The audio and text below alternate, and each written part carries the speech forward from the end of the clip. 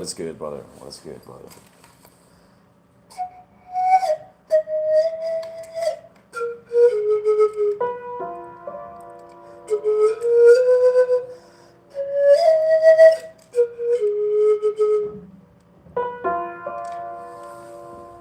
It's funny, I found that quote, that I titled this stream. Definitely resonated quite deeply. As most of the quotes do. I mean, Osho he barely misses. He just can't miss. But surely, like that quote, yeah, man just, when he's engaged in no mind, he's free from distraction. Like the means of just, when you really just become one that embodies no mind, you see the way that on that side of just slipping into nothingness,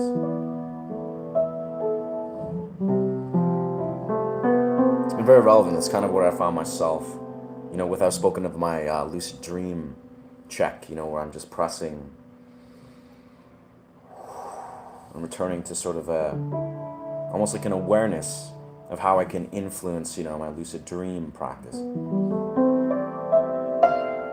It immediately puts things in perspective. It's almost like it doubles as like a returning to, it's like giving myself permission to just return to a deeper practice. All good cooking on my lunch. That's rad, man. Yeah, I'm sipping the last of this cacao, giving myself some energy. Yeah, I don't know. I'm finding like I was a bit sleep deprived earlier. Like in the sense where I was just like, got a deep sleep, but I was at the gym pretty late yesterday. So I'm kind of just like feeling into that energy, letting myself kind of like integrate and enjoy just chilling. Last night I didn't dream, I don't remember. That's valid. I definitely did dream. I had a very interesting dream. Very positive, but I don't know how to describe this. Very, it was an erotic dream. It was a beautiful, it was a very like empowering, very healthy narrative. Yeah. It's beautiful. Honestly, I enjoyed the dream a lot, but I was like, woke up and I was like, whoa, where did that come from?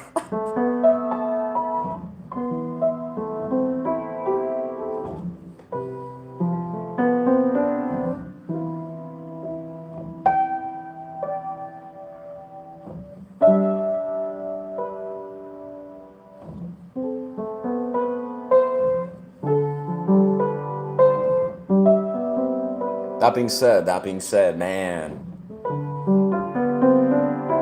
I must say, I've been really happy with the breakthrough I had yesterday. I shared it. Obviously, my long form, my content is emulating. I had this wild breakthrough where I was sleeping. I took a nap yesterday, and as I was falling asleep, I had this immediate breakthrough. I was like, this breakthrough thought. I was like, you know what? If I were just to be a director of every dimension of what this video, this content is, like basically, if imagine, in the sense of it's like you can create a video where it's you just talking, creating music, but I was like, what if I intentionally place every single angle, like imagine as it is, we could have this angle, then I could play a riff or speak a perspective, and suddenly there's another angle present. It's like you're creating content literally like a director, and that's what the recent video I released really emulated is like, what if you give yourself permission to be a director of content? And that feels like that's actually the key to succeeding in long form on YouTube, which is obviously what the video is about. But it took me 40 minutes to make that video. Literally 40 minutes. Shot it, edited it, went to the gym. But I was really just baffled where I feel moving forward, there's so much potential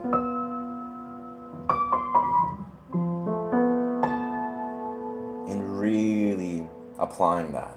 So I'm very excited to share that.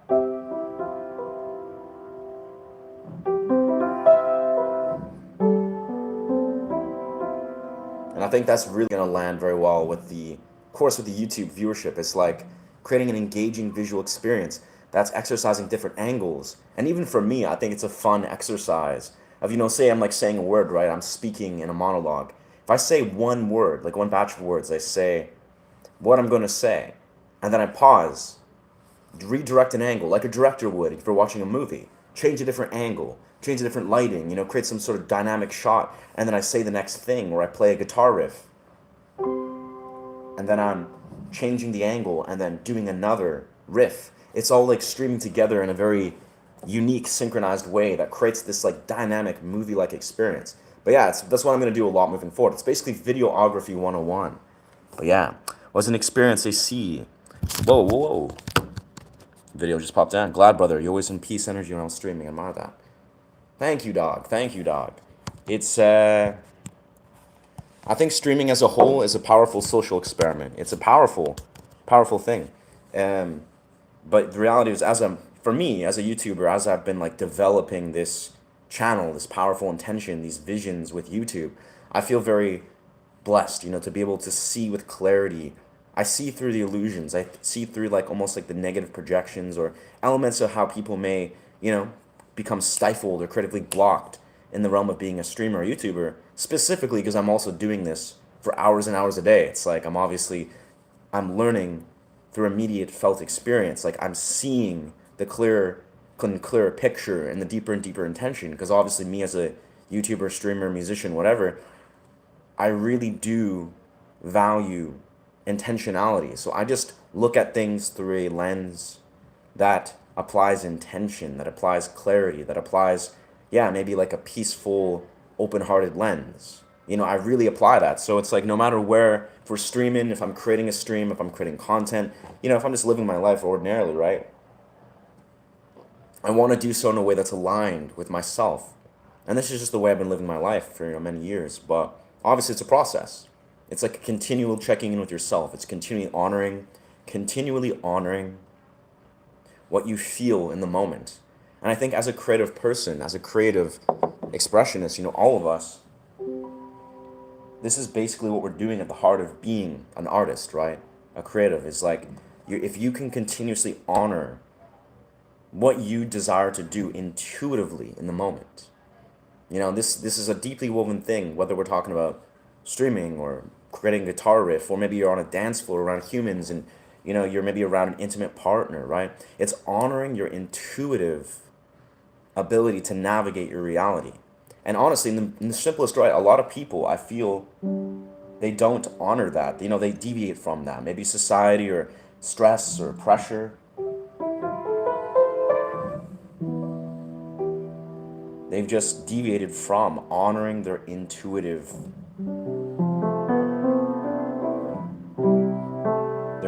compass. Sometimes it's simple. It's literally just like, maybe you just want to sit in silence. Maybe you just want to breathe and just be with your energy. It's a simple thing. But obviously I take it to YouTube. I take it to like a large scale thing because it's a very powerful, transformative thing once you really apply this on a deeper level. Man, I gotta say though, this good protein, it's like a delicious, high quality protein. Shout out good protein. Mixed with cacao, it's like the perfect mixture. Good evening to everyone leaving work. Gotta drive, so I'll check in later. Word, thanks, Mark. Thank you, brother. Appreciate you saying what's good, and yeah, feel free to be present, brother. Be present with your reality. I'll play some riffs for the chat. I've been really feeling the piano, as per usual.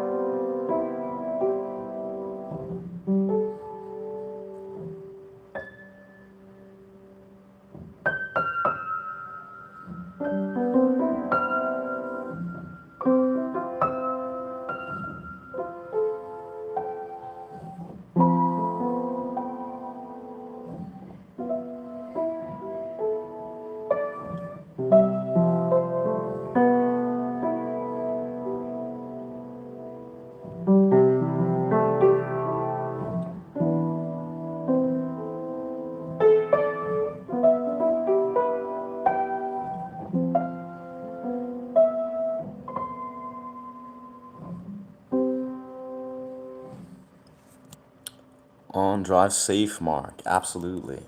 Drive safe, be present, don't be on the phones. Absolutely. Teenage dirtbag. Not a clue, not a clue how to perform that. Honestly, I mean, I am not a cover artist still. Still not a cover artist, still original artist, still still improv artist, but we are here just playing some improv piano. Yes. Yeah. Nice. Nice. We found the one, yes.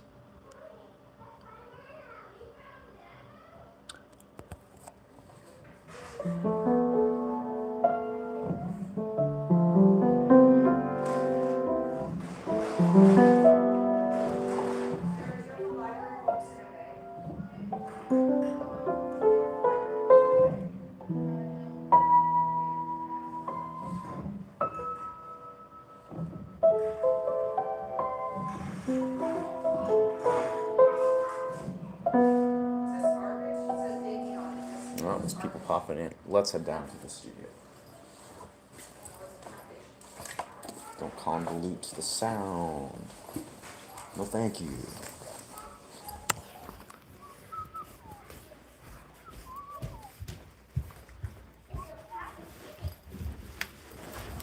I'm deeply looking forward to next, actually earlier, probably the next couple days.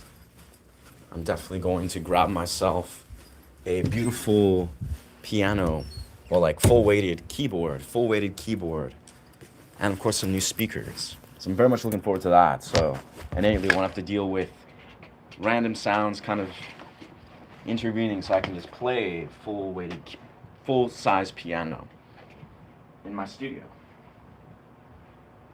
Pretty stoked for that.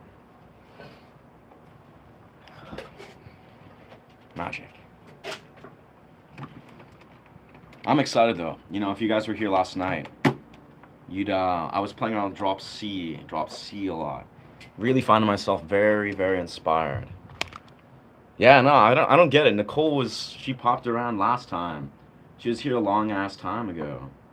Not trolling.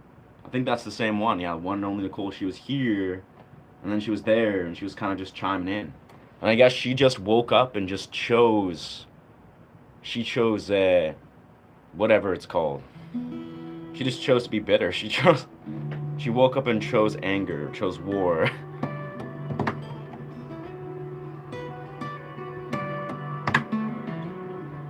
Yeah.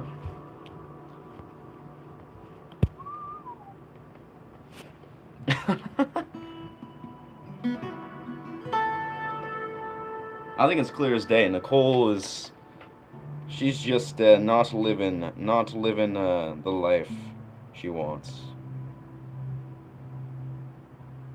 You know, if there's anything we can learn from people that complain about other people, you know, are victimized about their job scenario or whatever, is yeah, you know, learn to step outside of your regular job model. If you don't like your life and you're miserable and projecting that on other people, clearly that's a you problem. Yeah, you gotta think big, you gotta be ambitious, you gotta take control of your life. Clearly Nicole doesn't have any control of her life. That's okay. That's okay, she'll figure it out one day, hopefully. She's probably young. I think she was like young as shit. Or like, you know, early 20s or whatever her demographic.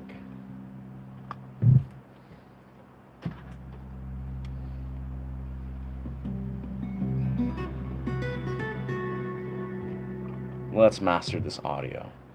Let us do that. Yeah, I'm almost curious. I'm still wondering. I wonder if there's a function. I haven't actually had to exercise it once, but is there there has to be a function to permanently ban people, right? You know, I throw people 24-hour or remove the comment chats, but I'm almost wondering if there's some, you know, odd unhinged people that just need a perm ban hammer. They just need to be dropped. The ban hammer dropped on them. I'm not sure how that works, but I've never had to do that, but might be a valuable tool. Might be a valuable thing to figure out.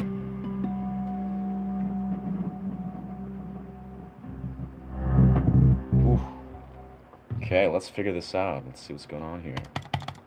Audio, audio, audio.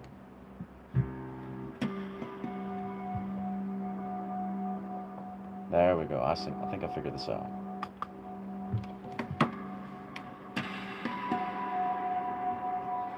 Sounds very strange.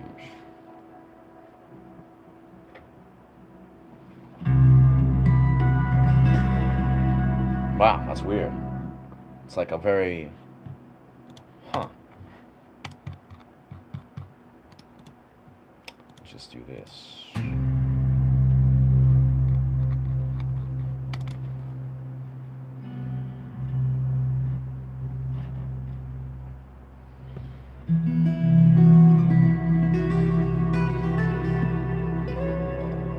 There we go. That sounds good. That sounds very good. Sounds normal. Sounds normal.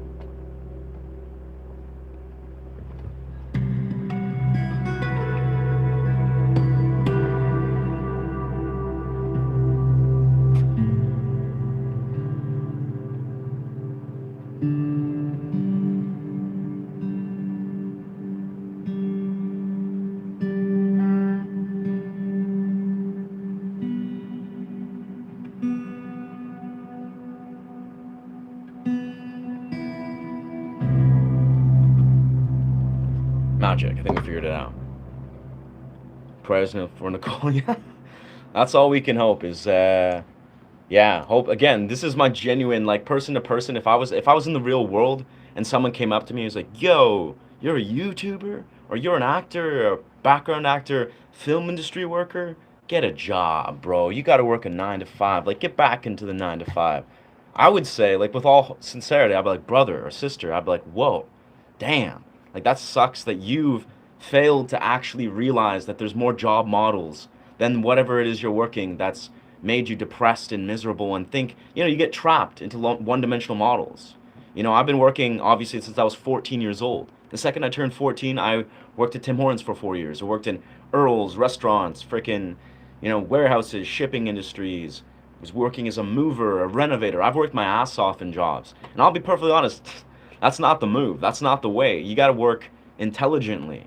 You got to learn to step outside of the standard models. Now, you don't have to. You can, if you find a job you love and you're on a career path that's serving you, that aligns with you, where you're valued in your workplace, beautiful. But for me, I always knew that was not the way, and I was always fortunate where I've worked in the film industry the last couple of years. I work in commercials, I do background acting, I do regular acting sometimes. I love the film industry. Like, it is a beautiful industry. The people I work with are some of the most respectful, incredible, beautiful human beings. They just are. But as I've gone on this path to become a YouTuber the last 8 months, I've fallen even deeper in love with this, formless model of creating income. And I think it's very sad when some people, they're so like, they're so locked in, they're so like, manipulated basically. Like, they're manipulated by this weird societal model where they're like, oh yes, this is the way. You got to trade your time for money. I'm worth $20 an hour, period. And it's a weird model. But all I'm saying is, people like Nicole, just an example, right? I really feel for them. I hope they realize their worth. I hope they learn to step outside of the model. I hope they, get to challenge the model, step outside of the regular job structured models, because yeah, you're not doing yourself any favors, and hopefully you figure it out, as I did, as many people do. It's easier for me because I'm an artist. I've found myself exercise, freeform models. I like to creatively look at things, but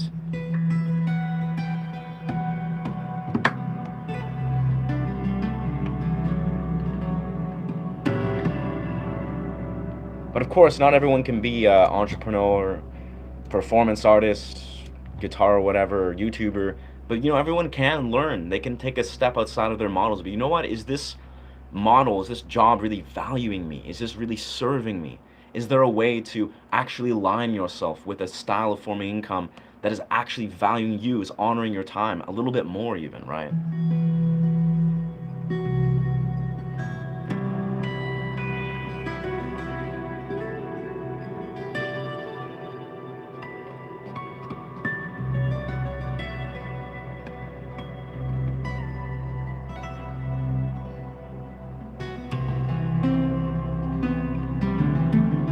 Damn, I'm loving this drop C. I'm in love with this drop C. This is beautiful. I don't even know how to put this into words. It just sounds so great.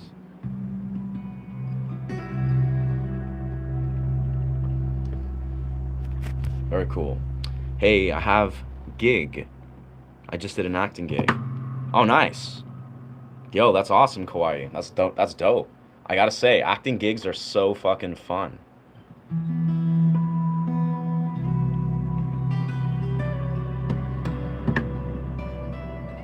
What kind of acting gig was it? Like, was it background? Was it principal? Or like, honestly, it's just some of the most fun you can have. Like, I mean, obviously, the film industry is still intense. You're surrounded by hardworking professionals, and your hours can be lengthy. It's a very unknown unknown. It's like a chaotic portal. But for a guy like me, I just bring my guitar. I bring my guitar to my film shoots, and I just chill. You know, every time I have downtime, I just sit here and just play guitar. You know, eat healthy food, talk to actors, learn about acting. It's like super fun, super fun. I like that, honoring your time.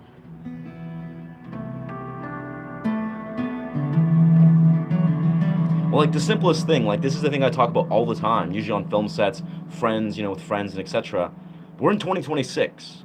Like I don't know if like some people have missed I don't know, the reality, but it's like we're in 2026. You do realize that like this is the time. This is the a very rare and prime time for entrepreneurialism or entrepreneurship.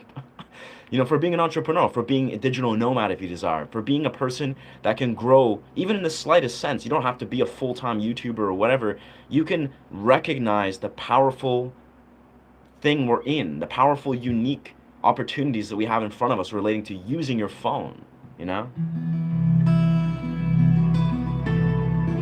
Whether you're an artist, whether you're a creator of any type, there's opportunities that are everywhere. You got to learn to see them. You got to learn to, you know, to view them.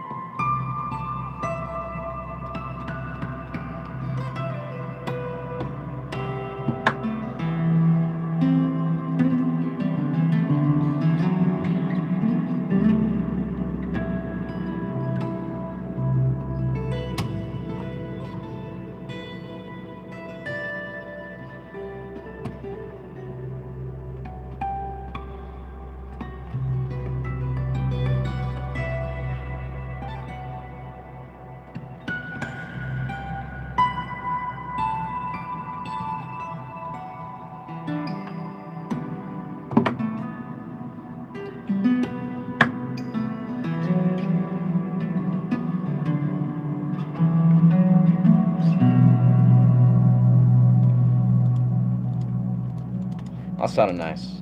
I think my high end was very maxed out. It was clipping a little bit, but yeah, magic. I would like to be in a film someday. It doesn't matter if it's an extra for a tree, or a tree. That would be magical, brother.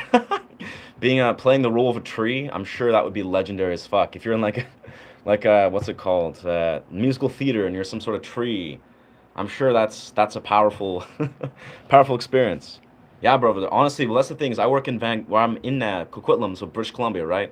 Vancouver is like it's a massive, massive community for the film industry. It's also known as like Second Hollywood or something, or North Hollywood they call it, right? So, I don't know. I did acting as a kid because I'm a twin, you know. But reality is, yeah, you can learn so much. I'll be perfectly honest. When you really get, because the thing with film, right? You once you're on the radar, like once agents know, oh, this guy's in the radar, they're on their radar, you'll get gigs thrown at you all the time.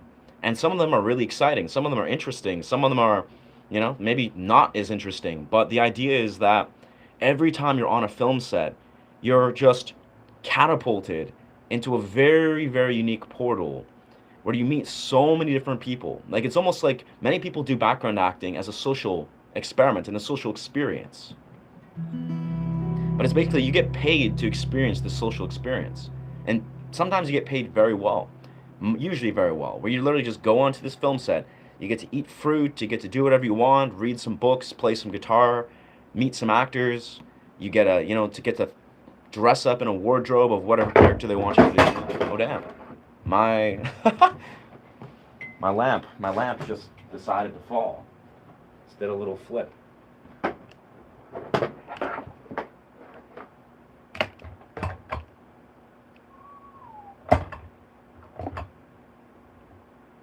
That'll do.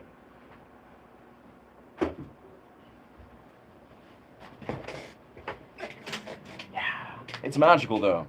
Especially as a YouTuber now, as a guy that's like deep in his own content creation portal, there's opportunities everywhere to just, inspire people, talk about your journey, plant seeds of inspiration, let people figure out how they as creatives can awaken their own creative energy. Be it also as a musician, of course, but it's like, yeah, there's so much value, so many incredible ways to basically organically network. Like what I'm talking about is a few things, but one of the most powerful parts of being on a film set is you're learning to network. But it's not networking like you would think, like, we're trying to, throw business cards at each other. No, it's about learning to build rapport and actually like organically network, create like long-lasting friendships, connections, perspective in your community. That is very valuable, especially on film sets. I procrastinate trying to escape reality, watch reels and shorts too much. Yeah, and contemplating my tasks. Please help me. I think we've discussed this a little bit before, brother. Let me move the lighting here. This is a little bit jarring. Let's make this lighting a little more organic.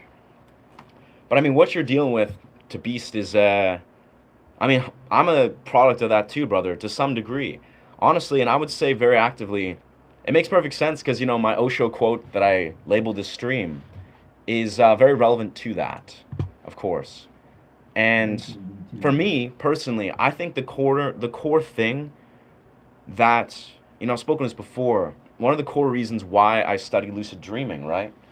One of the core reasons why I'm intrigued with lucid dreaming is because lucid dreaming, like on a philosophical level, but of course on an energetic, spiritual level even, on a psychological level, it's teaching you to form a relationship with the material world and the non-material world in a, I'd say, conscious and functionable way. That is, basically, think about this. I've recently been doing reality checks where I'm just allowing myself to just,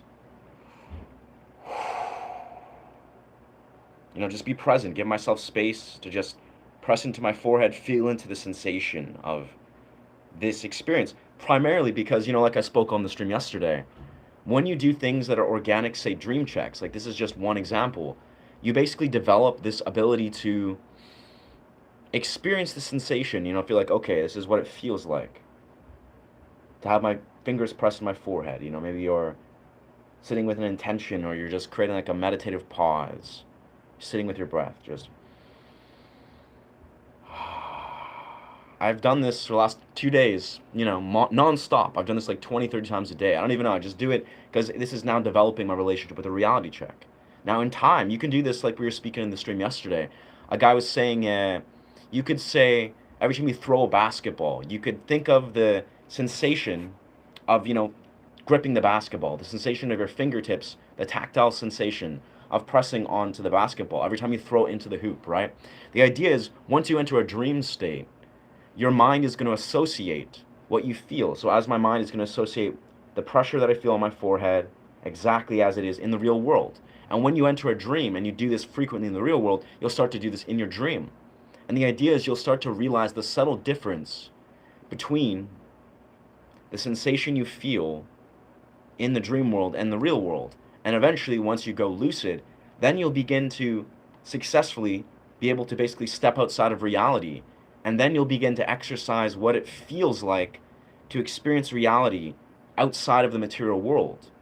So what I'm simply saying is, there may be an invitation here for you to actually, you can study lucid dreaming or not, or do whatever you desire, but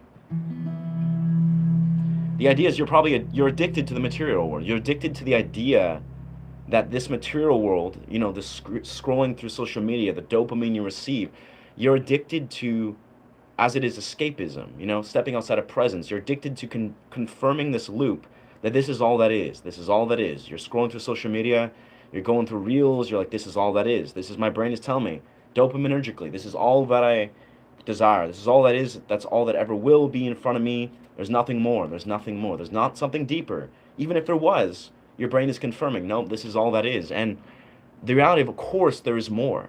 Maybe you step inside of this stream, right? We talk about something that's like, damn, that's trippy as fuck. Or you hear a guitar riff and you're like, damn, that's beautiful. There is so much richness in this world, but our brains are drowning in all these like one-dimensional things. It's like the exact thing, again, the quote that Osho just spoke of. Where is this Osho quote? I'm gonna open it up because I don't remember it for some reason. It's a very nice quote, but it's a thing I like to return to. So once a man is in a state of no mind, nothing can distract him from his being. Now, so once a man is in a state of no mind,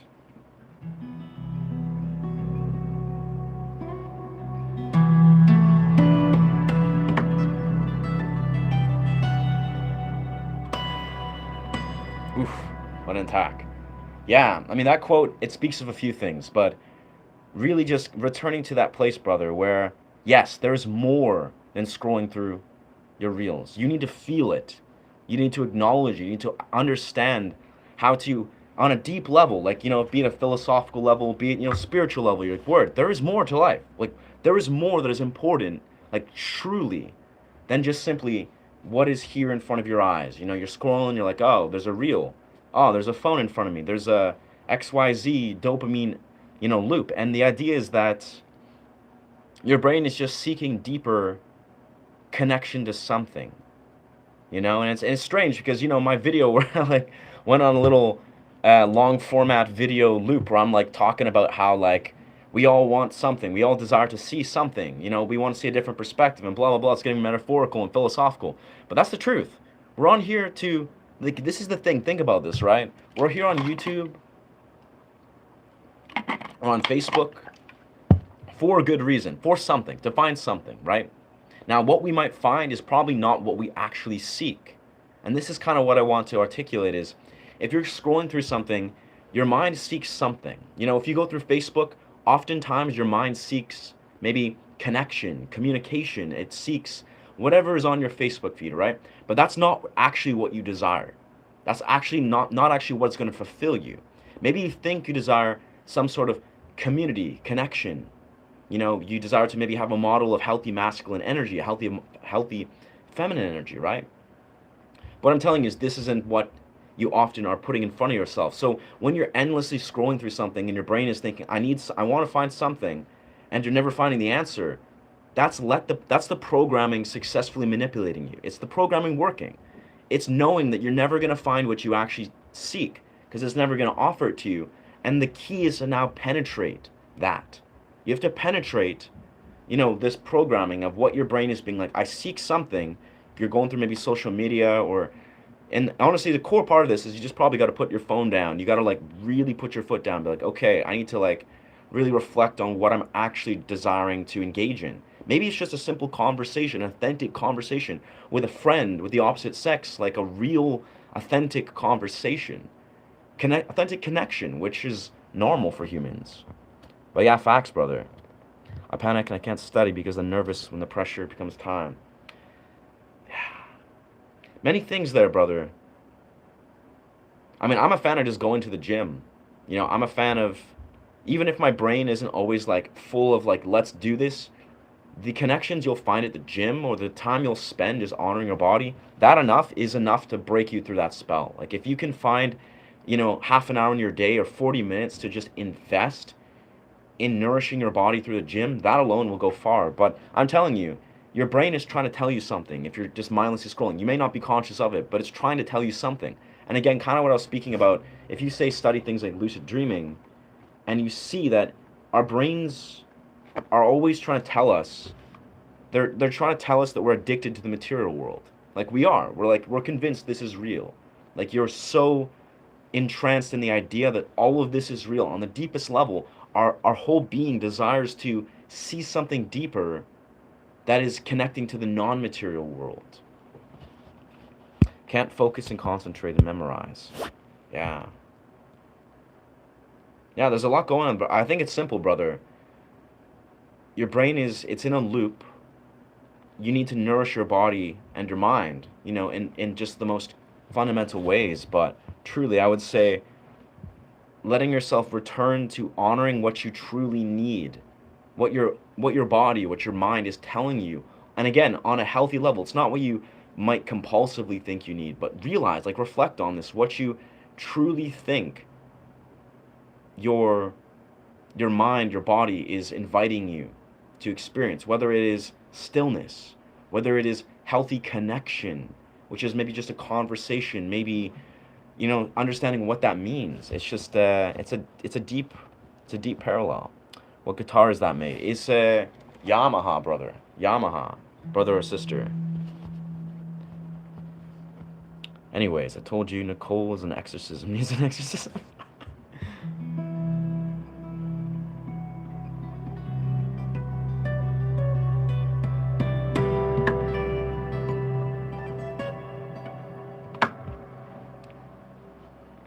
Yeah, yeah.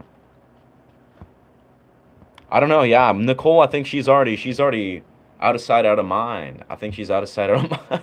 I already think Nicole. Nah, Nicole. She's literally like she was on my stream previously, where I think she just like said some unhinged stuff that sounded like like a younger generation, kind of like Gen Z type stuff, and then she just stuck around and was trying to figure out something what was going on musically. I don't know. She seemed just like a chick that was just bored as fuck. And I guess she was fixated about my job. Maybe she hates her job, It is what it is. Like, we can only hope random people that are projecting their negativity are at least finding some dimension of clarity. Like, if this is a seed that's been planted in their minds, wicked.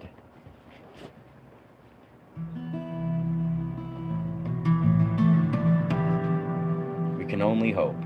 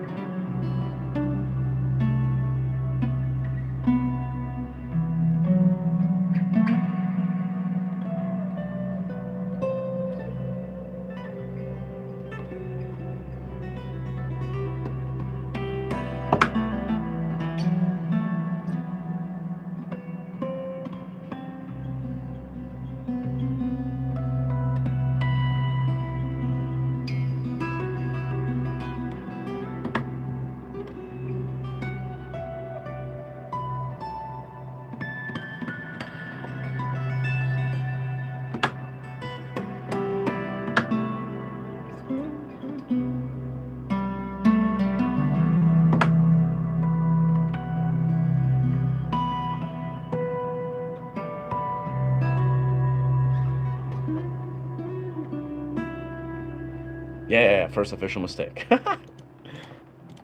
Magic.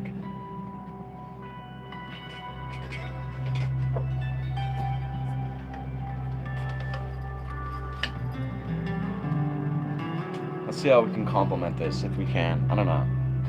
The bass might have been kind of like clipping out this, but...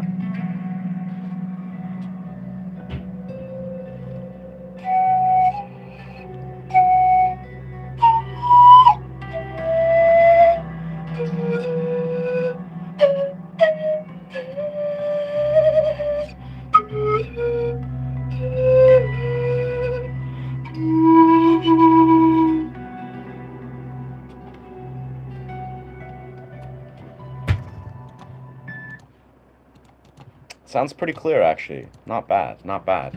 Bit of clarity. Yeah, I try. I don't know. I'm a bit less equipped. I mean, as equipped as ever, equipped as always, but but less equipped to throw out some intellectualized advice. But that being said, no time like the present. Loved you and broke back. Nice. Cheers. Rest in peace. Rest in peace. Rest in peace, the homie Heath. He's he's smiling down, saying some Australian wisdom. Yes. I don't know how to perform, teenage dirtbag. Yeah. Yeah, yeah. Nice. Interesting. Maybe it is. It seems that you, Prasan, you, my friend, you're the consumer. You tell me all about it, brother. You tell me all about what it looks like to be addicted to YouTube. I'm a creator. I'm growing a business here, brother. This is professional business. Of course, I'm like I've never in my wildest dreams had an issue with consuming YouTube. Truthfully, no. Like I barely go on social media, barely have issues with YouTube. Only as I'm creating a business going to become monetized have I desired to consciously and intentionally show up. If I wasn't growing a YouTube business, I surely would not be consuming YouTube like this. Osho MKC. Huh. I'm so confused what the homie's saying here, Prasan. I'm meant to have exams in 2 days and can't cover the syllabus. I'm not only wasting time. Yeah. Yeah. Yeah. No, but I mean, I hear you, dog. I got that context, beast. I did. That's why I was trying to be very, I was trying to penetrate through what I think is going on there. Cause yeah, I get you, brother. You're a pretty well-adjusted individual. I can sense. Like you really carry yourself as a dude that is like, you may be young, you may be under a lot of pressure. You know, you're juggling true like things. You're under true stress, true pressure. But all I'm saying is this is why what I'm saying is increasingly more important is as you're juggling exams, you have time scarcity, you have pressure on yourself. If this means that the things that you do are amplified. You know, your negative tendencies or you know maybe your means to try to escape or you know find some way to integrate yourself, to relax or regulate your nervous system or regulate your body or nourish your body. These are things that are the exact same. Even if you didn't have exams, even if you were stress free, so to speak, and you were just trying to navigate other sort of stressors, it's only amplified, right? So what I'm saying is it may be wise to yeah, just like basically you got to really like double down. If you're doubling down on your ability to study, to apply yourself, to put yourself in this stressor filled environment, you also need to take it on upon yourself to take action on the things that are nourishing yourself. Basically, you know, if you can, it's like, you know, people say work hard, play hard, or whatever. If you're working hard, maybe not playing per se, but if you're working hard, you also need to honor your body and nourish yourself just as much as you're working hard. You can't just expect that it's like you can burn yourself out by studying and trying to study. You gotta you got to learn to find the things that are nourishing you, the things that are healing and letting you balance out all this working, you know, hard because it's inevitable. You're only human, brother. I don't know. Hope you can find what that is. You know, you can find maybe people in your life that feel very nourishing or activities that are so healing and cleansing for you that even if you're under stress, you can release that stress. You know, maybe again, I advocate eating some healthy food, going to a gym. That is like universally healing.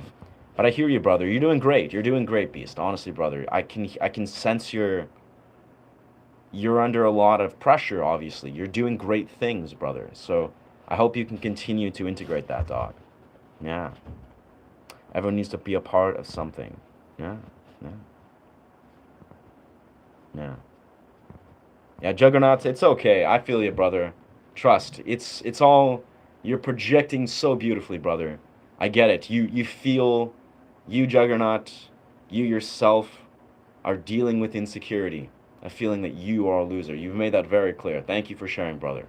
I hope you find clarity and peace and work hard. Maybe one day you'll succeed, Juggernaut. Maybe one day you'll find yourself transcend those insecurities and you'll become a winner, you know, because you clearly don't believe that. You clearly don't see with clarity. But you'll find it. I have faith. I have faith. All right. Wow, I'm getting a lot of. 1 second, friends.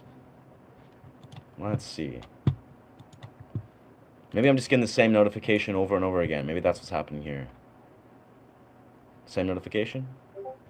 Oh, notifications. Ah, yeah. Oh, I see. Magic. They do get bored very easily. Yes, sir. Yeah, I think I'm just getting spammed the same notification. That's hilarious. Yeah. I'm Ryan, brother. I'm Ryan, yes.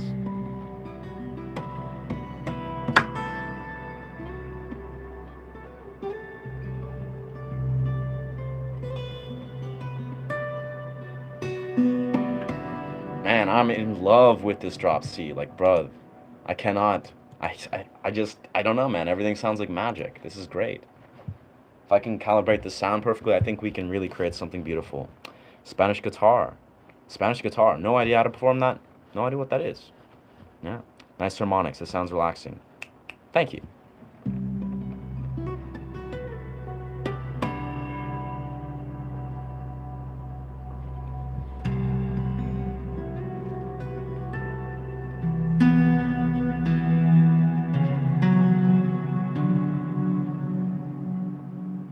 This is going to be a quest. This is going to be a quest. I think I've almost figured out how to master the sound. This is probably the most pressing part. It's just finding this perfectly mastered audio. Yeah. Blend. Blend. Yeah, blend. DI. Nice. What is my first name? It is Ryan, friend. What are you doing, lad? That was rubbish. Wow. Nice. That's magic. Bro, you can't tell me. D-Class, you're the guy. You clearly are not a musician. Not only not a musician, I have to say, brother, keep on, pick up your guitar. You should put down the phone, stop arguing on the internet. Pick up your guitar or whatever your instrument is if you are a musician, and train that ear, brother. Because clearly your ear is not there, brother. But thank you for sharing Declassified. Thank you. Maybe one day you'll figure this music thing out. But for now, I would say stop trying to cause arguments on the internet. It's not doing any favors to Classified. You clearly need to put down the phone and pick up your guitar and keep on practicing, brother. You'll get there. Oof, my bass just went off.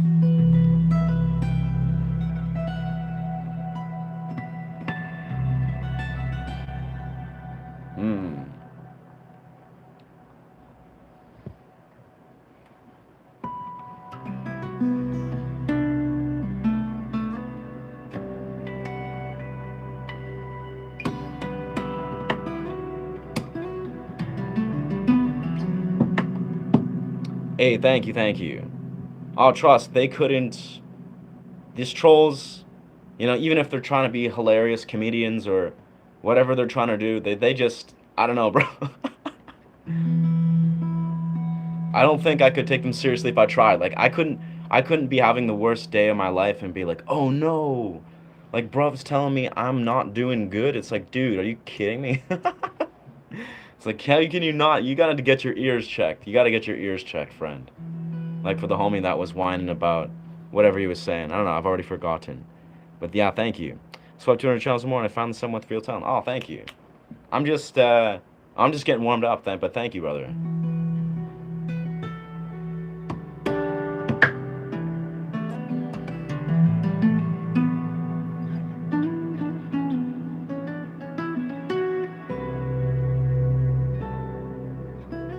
It sounds good to me, honestly. That's all that matters.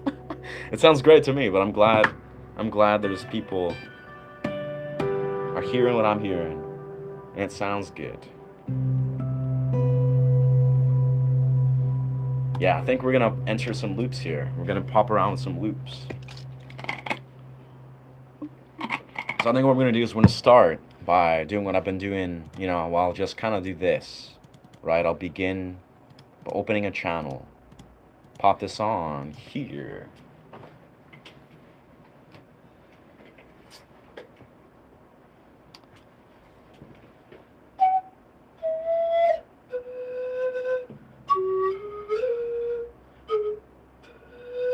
Interesting. Okay, I gotta be in the key of C. Gotta be in the key of C. That didn't even pick up on the channel. Not very well.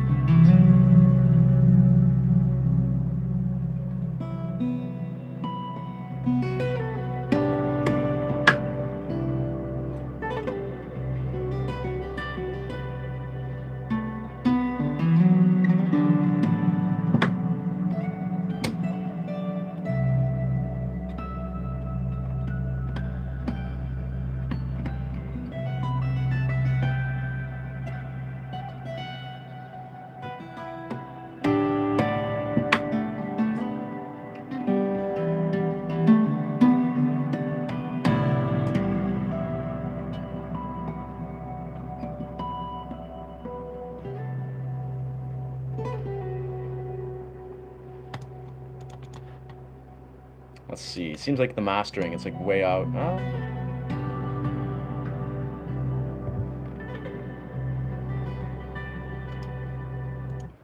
It's kind of mastered. It's kind of mastered. Welcome. Do you have any covers that you've done in your style? Honestly, no. Not covers in my style. Yeah, that's not, I'm not a cover artist here, but I appreciate that interest. I primarily, if I'm going to cover music, as I previously in the past, it's going to be like note for note, or it's going to be like verbal pieces where I'm like improvising and just rocking out on the vocals. But yeah, I'm not like, I don't like to do what Marcin or like other sort of like classical guitar YouTubers where they're doing recreations, where they're writing the whole thing in fingerstyle. I just would rather write original music instead, but maybe one day. Maybe one day. That seems like a very timely endeavor, but I think that'd be worth it.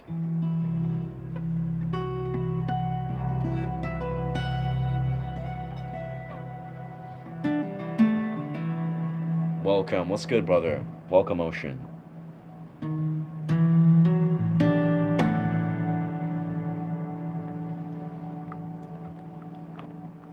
Let's see if I can actually get this not sounding very coarse.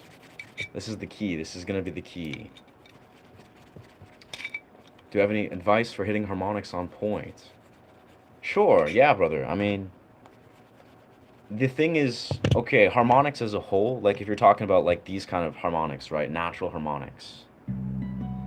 Ryan from Monitors, I recommend Yamaha's his HS line. Interesting. Number correlates to the woofers. The mids are very nice. Word. Thank you, genius. Thank you, brother. Yeah, I'm actually, in the next couple days, I'm going to purchase a speaker. I've been looking at some Boss speakers. I'm not sure if I'm going to invest a whole lot. Like, maybe I'll spend, like, a decent amount, but I don't think I'm going to spend, like, a large sum on my speakers. At least not right now, but... Yo, do you play songs of Wanted? I have no idea how to perform or play that song. Yeah. Yeah, advice for harmonics, man. I would say... Naturally, it's really important. Like I've made little videos, like shorts mainly, where I talk about how to do harmonics. And if we're talking about like these, right? Like these pinch harmonics, right? That is like a very precise, very simpler, I would say. Like there's bell harmonics as they're known, where they're just natural harmonics that you're timing it perfectly, right? And the key with harmonics is you always just have to find the timing. Like if you're doing these harmonics or these harmonics, you always gotta figure the timing. But the key thing is, again, for I'd say these are the easiest harmonics, where if you have like a thumbnail that's just slightly grown, right? You have a little bit of like a thumbnail pick. You can you want to just place it, right where the fret ends. So we're on the 7th natural harmonic. Because the key thing is artificial pinch harmonics are what you probably want to unlock. Like when you're hearing a lot of what I'm doing, like if I'm here, right? I'm on the 7th fret here on the 2nd string. And I'm going 12 frets up and identifying, okay, harmonics there. Then I can now go to the 8th fret. I can go to the 10th fret, the 12th fret. And I can really just navigate all the artificial harmonics. But the signature movement is you just need to put your pointer finger, say, at the end of where the 7th fret is, right? So I'm pressing it lightly, not fully like fretting per se, but you're floating right where the end of this fret is, like in the midway point. And then your thumb is going to be 2 frets upwards. This is what I like to do at least. You want to have your thumb strike it as you release it.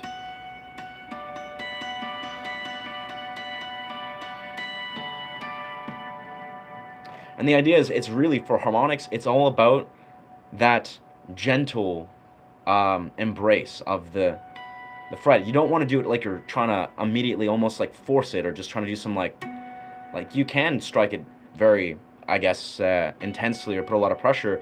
But the idea is it's a very gentle connection. It's timing. So when you find it, again, you have your pointer at the midway of where the fret ends. You have your thumb 2 frets upwards at like the midway point of where it is, and you're striking it and lifting it.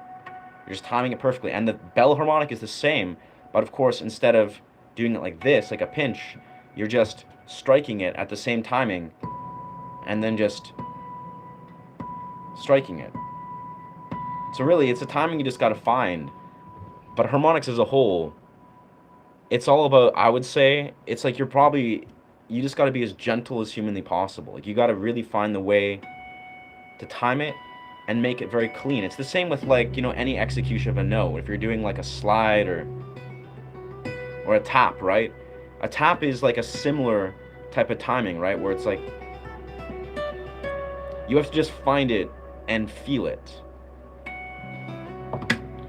If you get it wrong, it's very clear. It's just like, or like if you get it wrong, it just doesn't have that clear thing. But it's about finding that tension point, if that makes sense. Amanda, never mind. You have answered my question through observing you play. Interesting. Amanda, never mind. Interesting. Interesting. Interesting. That's legendary.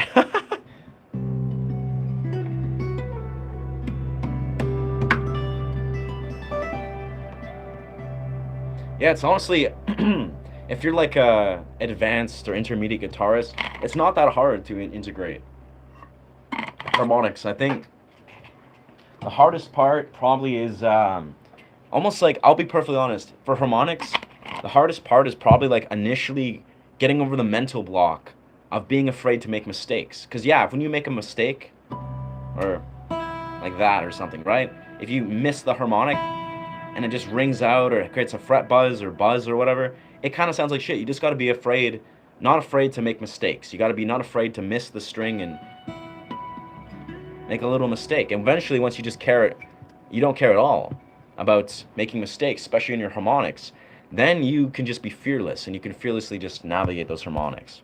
Have you ever experienced with that? Last night I dreamed of Schrodinger's cat. Wow. That's dope. That's a powerful omen, I would say.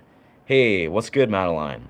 I'm happy you're here. Do you know the Hermato Pascal video? This old guy's played the flute with his young friends, who played bottles filled with water. Huh. That kind of sounds... I don't think that particular part is familiar. Yeah, I don't think that's something I'm familiar with. So the Hermato Pascal. Hermato. Let's check that out right quick. Pascual. Huh. Oh, okay, I've never seen this. They're just inside water, making bubble noises. Huh. So he's making music. I'll have to check that out. At some later time when I'm not on a stream, because I don't want to get, yeah, copyright or something. Thank you. Cool. I've been playing for years, and I struggle with pinch harmonics on demand. Yeah, I swear, dog. I played guitar for like 9-10 years, and I never even knew what harmonics were. But then when I discovered Andy McKee, like Rylin, Art of Motion, Drifting, all those musics, like Nakagawa-san, Ebon Coast, all those beautiful songs where he's seamlessly integrating it, I was just so attracted to that dynamic, that component of harmonics. And yeah, it's basically, I swear, a lot of harmonics is like you got to get over that mental gap where your brain thinks, like your brain will think that it's more difficult than it is. Like you just kind of look at it and you're afraid to maybe like make a mistake. But once you realize that it's actually probably easier than you think, right? Like harmonics really are a lot easier, and they're not about like, perfectly trying to almost like force the thing. You want to like gently. It's like a perfect little timing. It's like a perfect tension point between where your thumb and your pointer. Like even that was imperfect. That still worked, but like right there, that's like.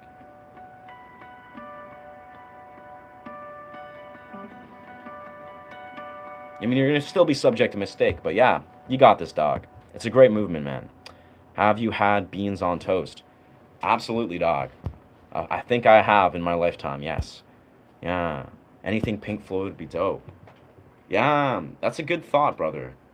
So doing like Pink Floyd in this kind of style.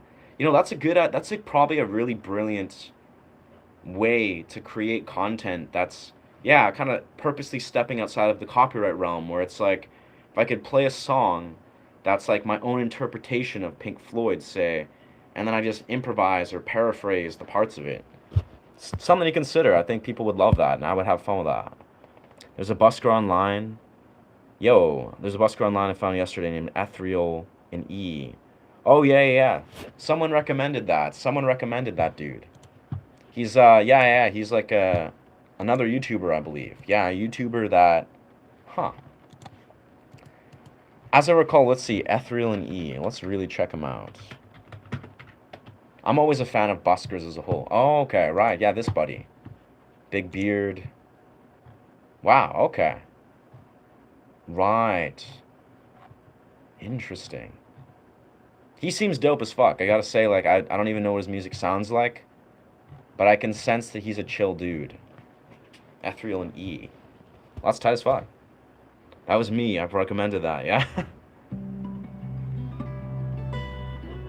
That's magic, yeah, yeah. That checks out.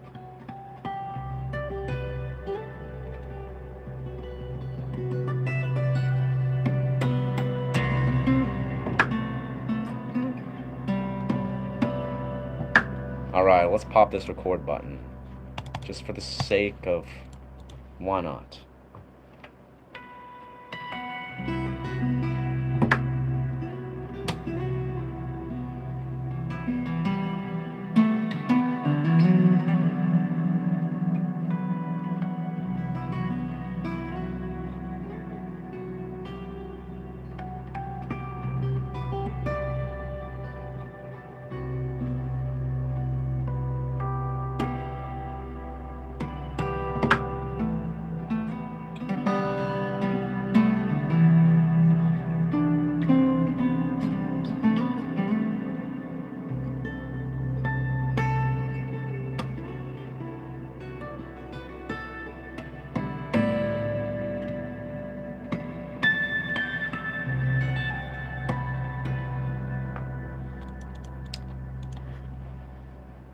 Sounds like it's still clipped out. What's going on here?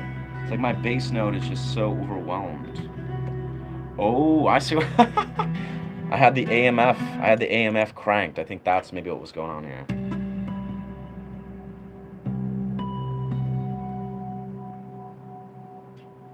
That's way better. That's way better. Nice.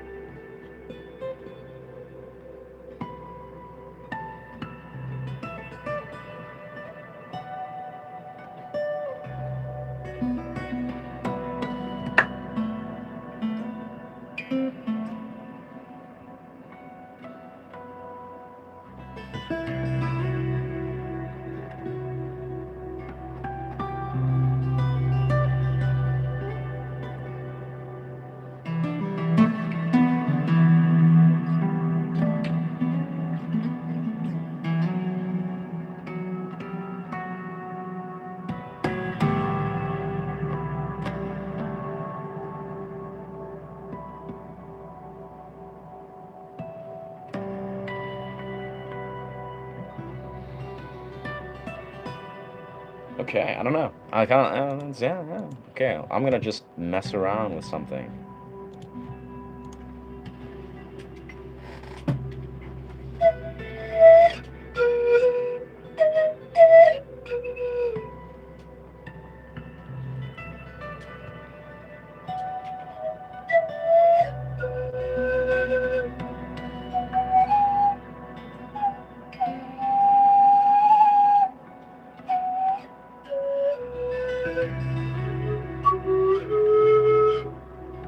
Yeah, it's the key of C, so it's very different from what I usually play.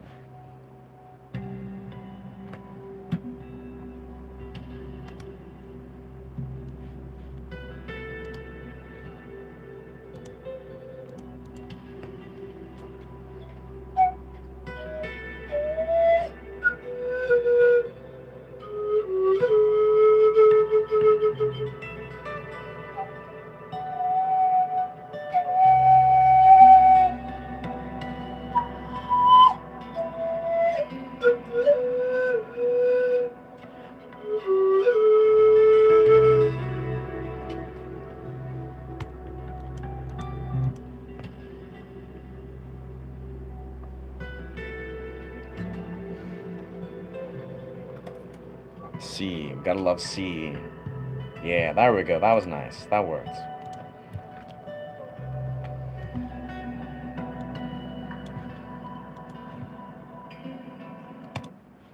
Interesting. Well, I like these riffs. His drum plus your guitar would be magical. I agree. I agree. Thank you for recommending, brother. I think in the future, excuse me, that's part of what I love is as a YouTuber, being a YouTuber is such a beautiful, expansive experience where I could just reach out to the homie. I mean, he's got 3.34 million subscribers. So I imagine maybe once I grow my channel a little bit, hit like 10 or 20K, I could be like, yo, let's collaborate, brother. And if we vibe, if we connect, over the beautiful YouTube land, then that could really be fruitful. Like, that would be so dope. Yeah, appreciate you sharing, dog. Definitely someone I'll keep my eye on. Like, I really feel like the part of the YouTube way is once you're in a place where you've established, yourself, you built some beautiful kind of audience, right? Then you can, yeah, you can just, sky's the limit. You can collaborate with anyone. It's just human to human, musician to musician. If you have that musical ability, you can just collaborate, with anyone, even with people with millions of followers, and they would be happy to lift each other, to lift each other. Everybody wins. That's part of the magic. I'm definitely gonna lean into that in the future. Appreciate that. Appreciate that. Ukrainian guy who lives a lot.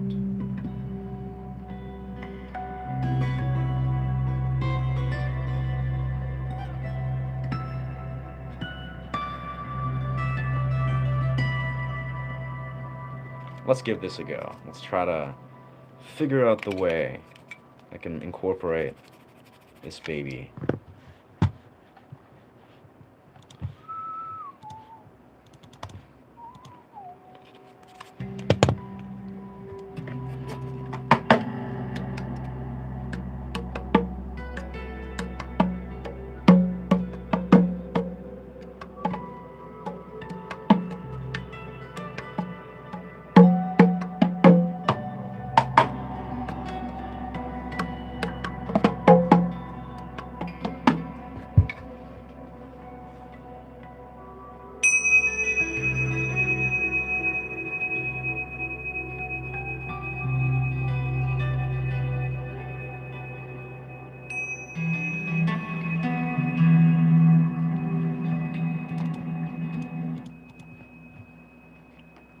Sweet, sweet. Dark Knight Trilogy, Lord of the Rings, yes, yes, Predator. Those are the ones I can think of more. Great ones. Word. Dark Knight Trilogy, Lord of the Rings Trilogy, Matrix, Predator. I can watch more than one. Yeah, yeah. Honestly, I love movies so much, brother. I'd say my core, definitely Matrix, Lord of the Rings, Harry Potter, Last Samurai. Um, Lots of movies, lots of Leonardo DiCaprio movies. Honestly, just like I really like pretty much like Blood Diamond, anything Leonardo DiCaprio's, and honestly, he's a really excellent actor. Yeah, like what's it called? Catch Me If You Can. I don't know why that movie is just so dope. And of course, yeah, all the Dark Knights, like Dark Knight as a whole. Heath Ledger's Dark Knight, such a powerful performance. It's in the handpan. Yeah, but yeah, I guess for asking what my favorite movie is, if you're asking about that, man, I have to say it fluctuates a lot. But for a long time, my favorite movie was definitely what's it called? The Last Samurai. Yeah, The Last Samurai. That movie was my favorite. Everything to do with the movie score, the acting, the the philosophy, the underlying dynamic, like the message and of the story, the cinematography. Yeah, The Last Samurai was just such a extraordinary one. Yeah. Good day. What's good? Welcome. Welcome, Trundy.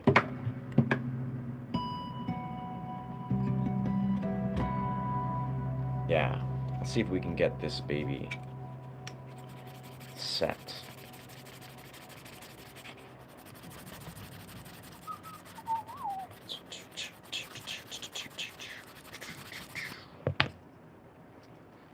Man, I cannot believe though these last couple days, well, few days, these last 3 days, just how extraordinary it's been just going and plunging into the forest. I feel like definitely part of this like breakthrough, with experiencing how to do like videography type, almost like director type long format videos was surely from those streams of like going into the forests just experimenting with a very open, free-form way of creating. It just became clear as day where I was like, man, this is the way. Just creative angles, dynamic adventures that have angles honored.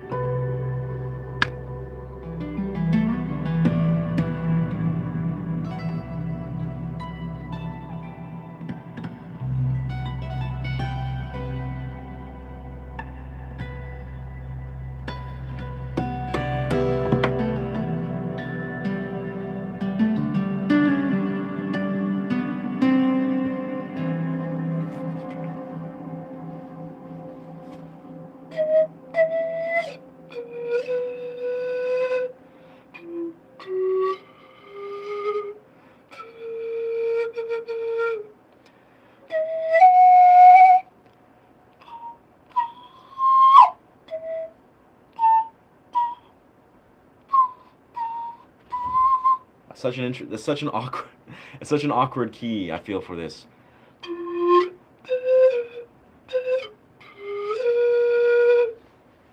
Yeah, I think it's C minor is what I'm playing around with a lot. Yeah. Let's see.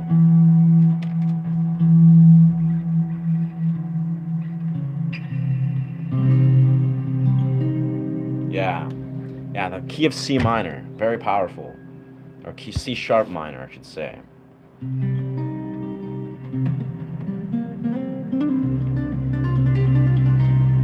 Yeah. Very awkward to play C sharp minor. On the pan flute, it seems. It's like a very out of... Yeah, very stretched out. Read the book, The Last Samurai. I really should, actually. That's an exceptional idea. That is an exceptional idea. Let's see how we can do the C sharp minor.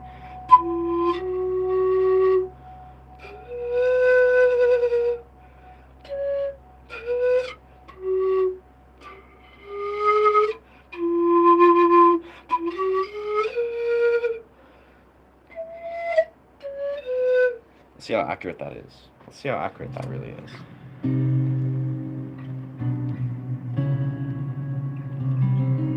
Well, it's not C sharp minor, just C minor.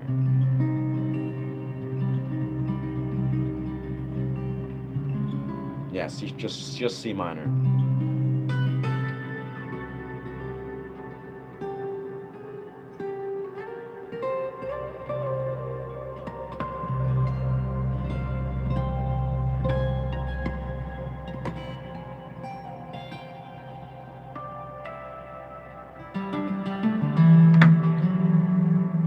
Yeah, it's just C sharp, or C minor and C major.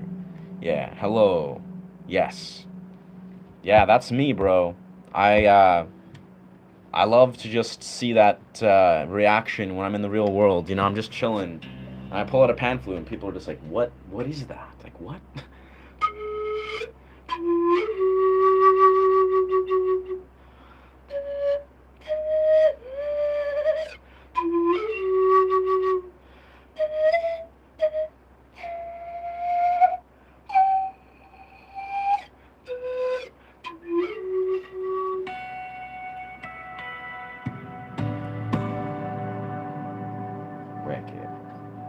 I think I'm gonna take a break and step outside, burn some ritual incense, do a little bit of philosophizing. Then we'll come back and play around with this guitar here. But I have an idea here.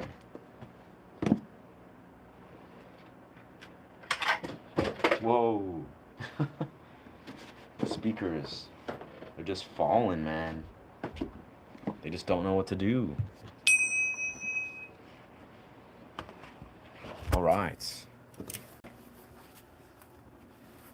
I think it's starting, it was raining before, but now it's actually, wow, it almost seems like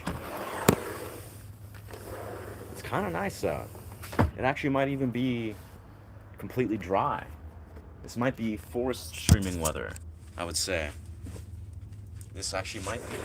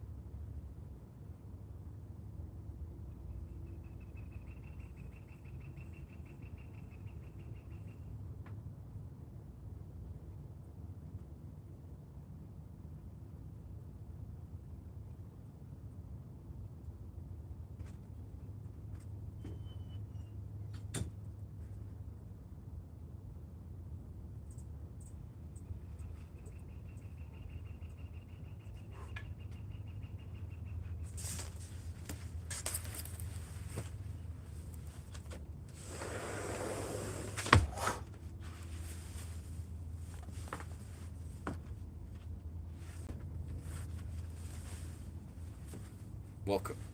Welcome, friends. It's the outdoors. Great outdoors. Even though it's raining, it's still great. It's still legendary. Can you play lounge art, lounge act? Honestly, no idea how to play that. Still not a cover artist, but I love Nirvana. Nirvana's dope. And Nirvana's dope as fuck. Yeah. I think the most interesting thing is your mind. Thank you. That's thank you, brother. Everyone has their own sort of perspective of what they are drawn to, what is resonating with them, I would say, which I love. That's part of the beauty. None of it's wrong. Some people, they love just having connecting to an authentic presence, or philosophical context. Maybe they're really just wanting to learn or just reflect their own perspectives about where they sit within certain philosophical realms, or maybe you desire to be a creator and you want to sort of like pull those threads of what it looks like in your life to begin to materialize that. Or maybe you're just a guitarist that wants to learn what a B minor chord is or something. There's no wrong answers.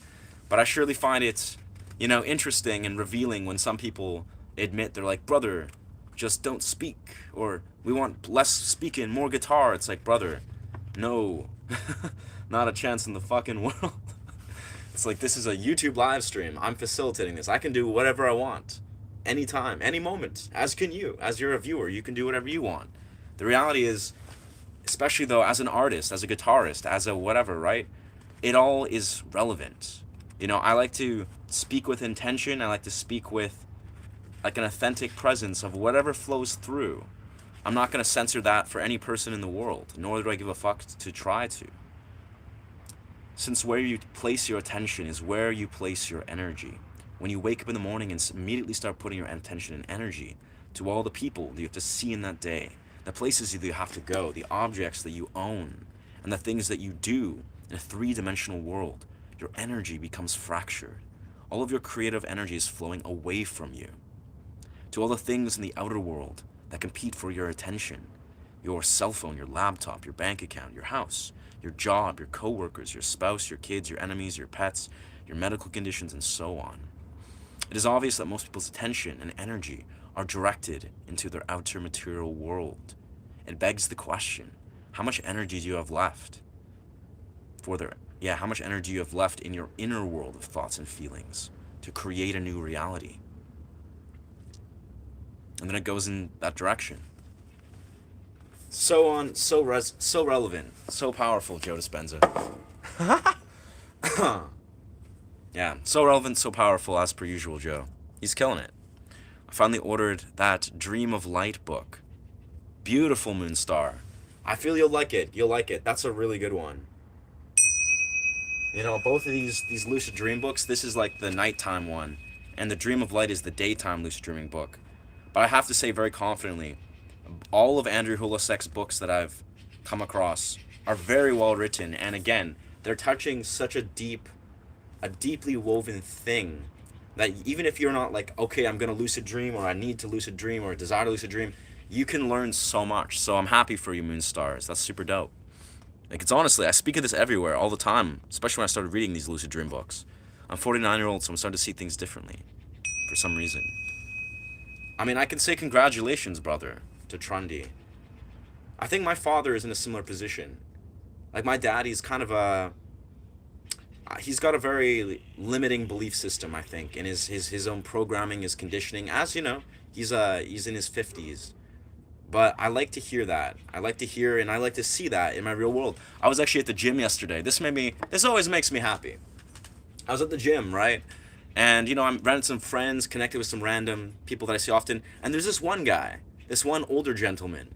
He said he's like double my age at least. He looks like he's like 70, in his 70s. He has like glasses, white hair, and he's in the gym often. He's very energetic. I have a feeling he's on like, probably testosterone, which he should be. If he's like 70 years old, he probably qualifies.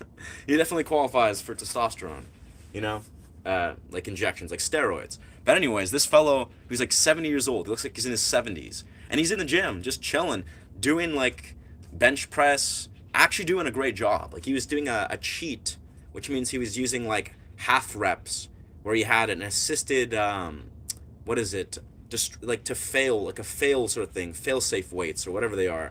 But basically, this older gentleman was lifting these weights, yeah, doing like double 2 plates and a little bit more cheat reps, which I've never even heard of until then. But man, it blew my mind, where I was like, this older fellow, he's doing it, he's doing good.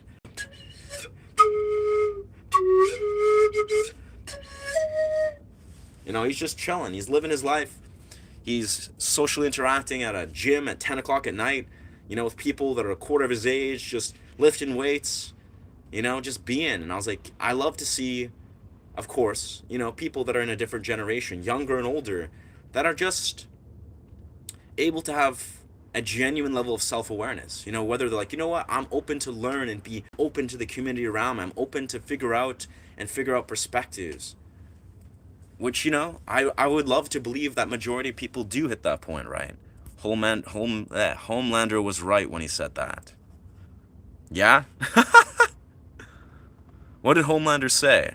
Did I miss that? The most interesting thing is your mind. Honestly, bro, if you're talking about Homelander from The Boys, that dude is a hilarious character. Like, the guy that acts him out, the actor for Homelander, is like such an insanely good actor. That character is insane, though. Very well done. Fine hat, I like the way you wear it. Yo, thank you, Joseph. Thank you, brother. From one, I think I see you're rocking a hat too. From one hat enthusiast to another, I appreciate that, brother.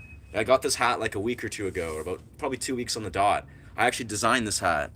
I was like working back and forth with the designer, developing the color palettes, every part of like the sizing of it, and like the size of the top hat. And yeah, I'm super hyped on this. It's like, this hat really feels like a very unique hat that I've always wanted to rock. I'm bringing back the hats. So I appreciate that, brother. Yeah, we're bringing back hats. We're going back to the 1800s, baby. Bro, I didn't catch any fish. Ah, right. But I had my chest high and was wandering, and had a fish swim up to me and picked it with my hands. That counts. That counts tenfold, dude. If you're catching fish with your hands, yeah, you're like honoring our ancestors. Like, our ancestors was probably smiling down at you, being like, you're doing it like they did, catching fishes with their hands.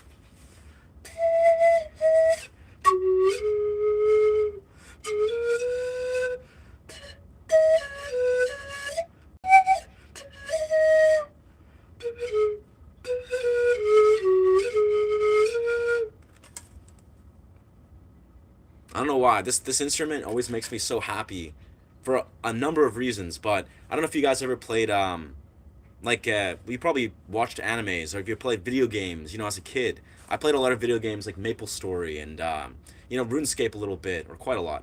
And video games where they have awesome, really dope music. And, obviously I don't play video games as a full-grown adult. Life is my video game. I love life as a video game. But yeah, I always return to the nostalgic sounds and play them on my pan flute, and it just gives me so much joy. Like literally, just like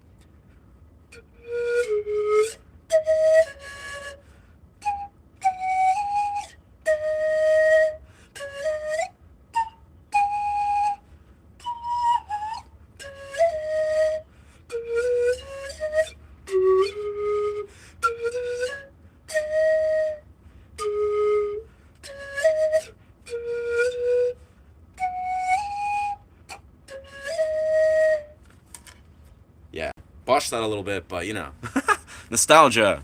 Just riding those nostalgia highs. Oh damn, I'm not updated at all in these comments. How much energy do I still have? Interesting. Welcome to the channel. Bro didn't watch the first. Beautiful. Besides me, does anyone believe in life outside of the planet? Absolutely. Absolutely, dog.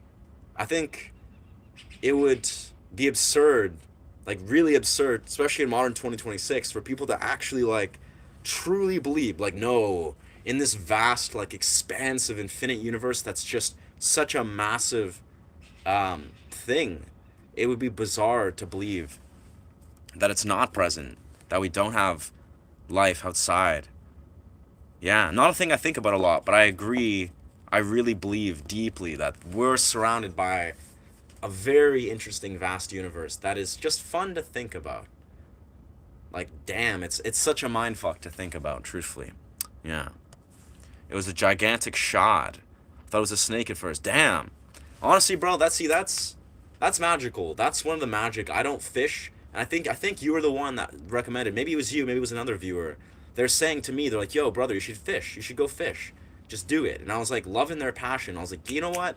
I think I'm going to definitely, like, I'm gonna push. I'm gonna figure that out. I'm not. I'm a vegetarian. I don't eat fish. But I've told myself if I were to eat meat one day, it would probably be fish that I caught. Like it would literally be like I would eat, only the fish maybe that I catch, and introduce that in my diet if I desire to eat meat at all.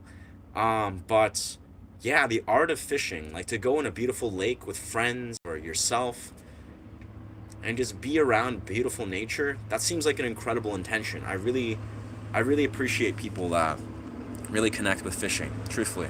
Yeah. The damn thing wouldn't leave me alone. Yeah, that sounds like a massive catch, dog. Yes, I do. The planet Proxima Centauri b is suspected to be an inhabitable planet. Could have life. We don't know. It would take about 30 years to travel there. I really strongly believe, yeah, there's something about, there's the planet that's a water planet, right? There's a planet that's just strictly a water planet that apparently has complex underwater life. Like I think it's theorized, but that excites me so much for some reason. Like the idea of like complex, advanced underwater life forms that is like the entirety of a planet. That seems magical. Honestly, just theorizing, just thinking about extraterrestrial life and the actual like, I love when people ask questions about like, what do you think is like the nature of the universe, or what do you think was happened before this Earth or this universe, and just asking astrophysics type questions that I probably don't actually have true tangible answers for. But I think a lot of these things, if you're like exercising that mentality, you can theorize. You can like riff, so to speak, almost like if you philosophically conceptualize. You can basically conceptualize astrophysics. You can conceptualize openly the nature of the universe and other life forms. Like really just sit with it, let it saturate the actual possibilities of what these things are. And obviously I'm sure astrophysicists and more well versed thinkers of those worlds would do so. I'm Homelander, dude. Homelander is man, he's a meme. He's a meme and a half, I have to say. The Boys, the TV show The Boys is super fucked up, like absolutely astonishingly fucked up. But the acting and the actual storytelling and the narratives of a lot of those, like, yeah, those concepts on the show The Boys, I gotta say, it's interesting. It's pretty unhinged and fucked up, but it's some great acting, some great characters.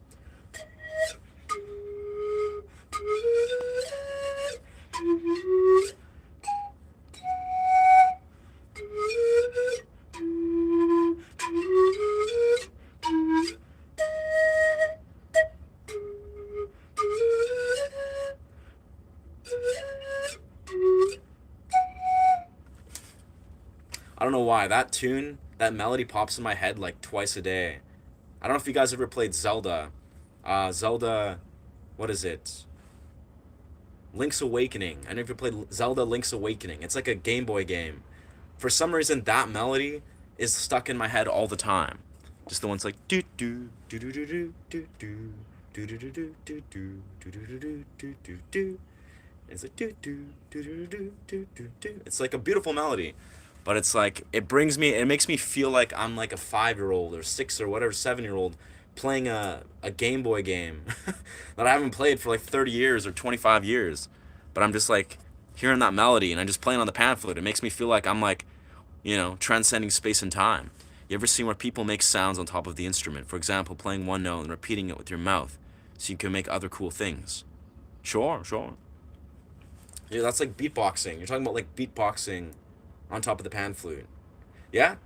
I know people that are like like very well versed beatboxers that can do stuff like that. I'll be honest though, the way I play the pan flute and the pan flute, the very nature of the pan flute, if you're beatboxing over the pan flute, you're probably not applying all the subtle nuances or focusing effectively to actually play the pan flute properly. Because the pan flute itself, it's not like a normal sort of flute. You got to really focus. You got to dial in every little key shift, every little nuance. If you're trying to do multiple things at once, you're probably going to not do the core melody very effectively. Like that's just something to consider.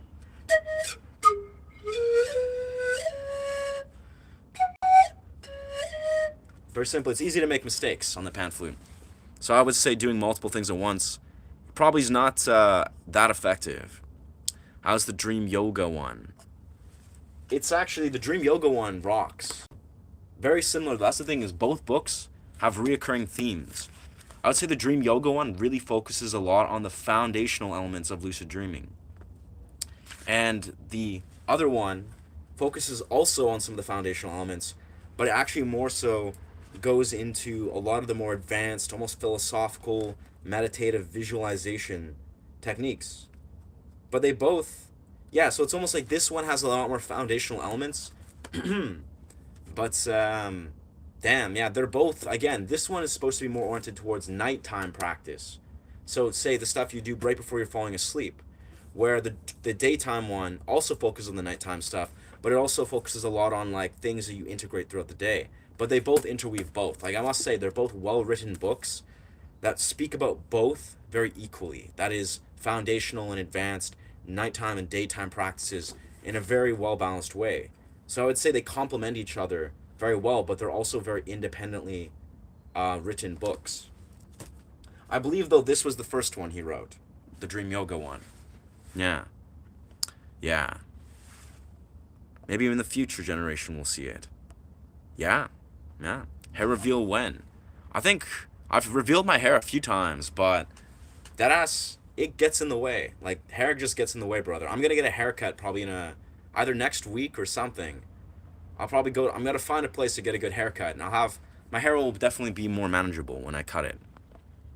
My son died, and Seika told me he said the blinders are off now. Interesting.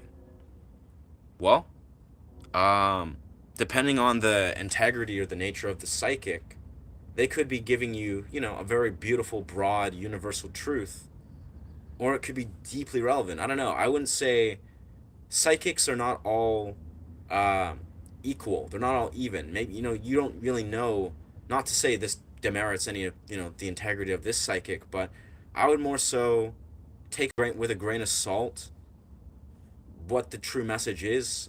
I'm sure it's a message you need to hear no matter what. The blinders are off. The blinders are off. The blinders, that's a very broad, very beautiful message.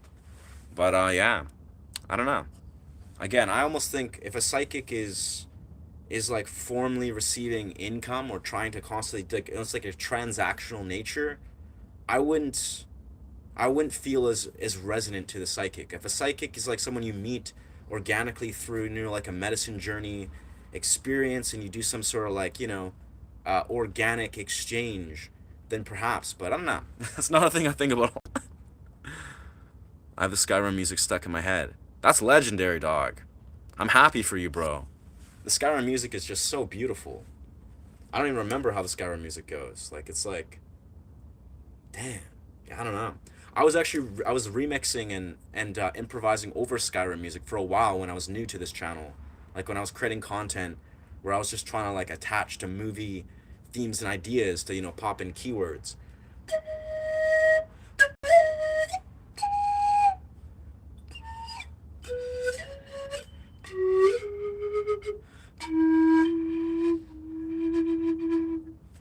I found myself increasingly attracted to Naruto songs. I've been just rewatching Naruto again because I love that series of that TV show. And there's so much amazing music in Naruto. I mean, I'm sure you're all familiar with that. But I've been just re-enamored with everything related to Naruto music. It's beautiful. It's from Africa when they only have one note. Ah. Oh, I love that, brother. The sport. Yeah, you're referring to like the noises they make with the mouth where they have a sound. Africans, like there's a store I go to called Touch of Africa, where I buy these West African oils, and there's this really nice West African man. He's from West Africa naturally. You can hear he's like very passionate about the culture. The entire store is full with all this beautiful art and all these different artifacts and things.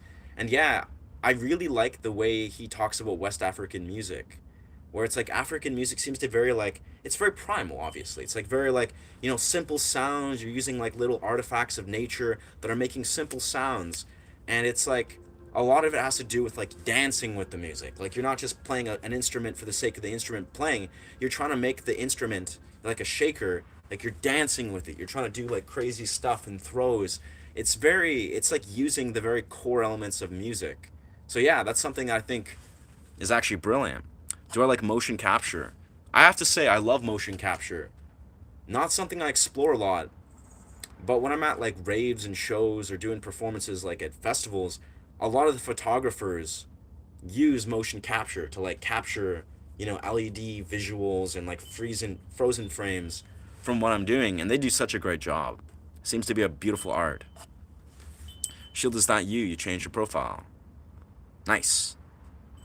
Brilliant. Thank you, brother. I love this jacket. Yeah. The Titan jacket. I don't know why that just makes me super happy, like the Titan jacket. Because I'm a huge fan of Attack on Titan, but...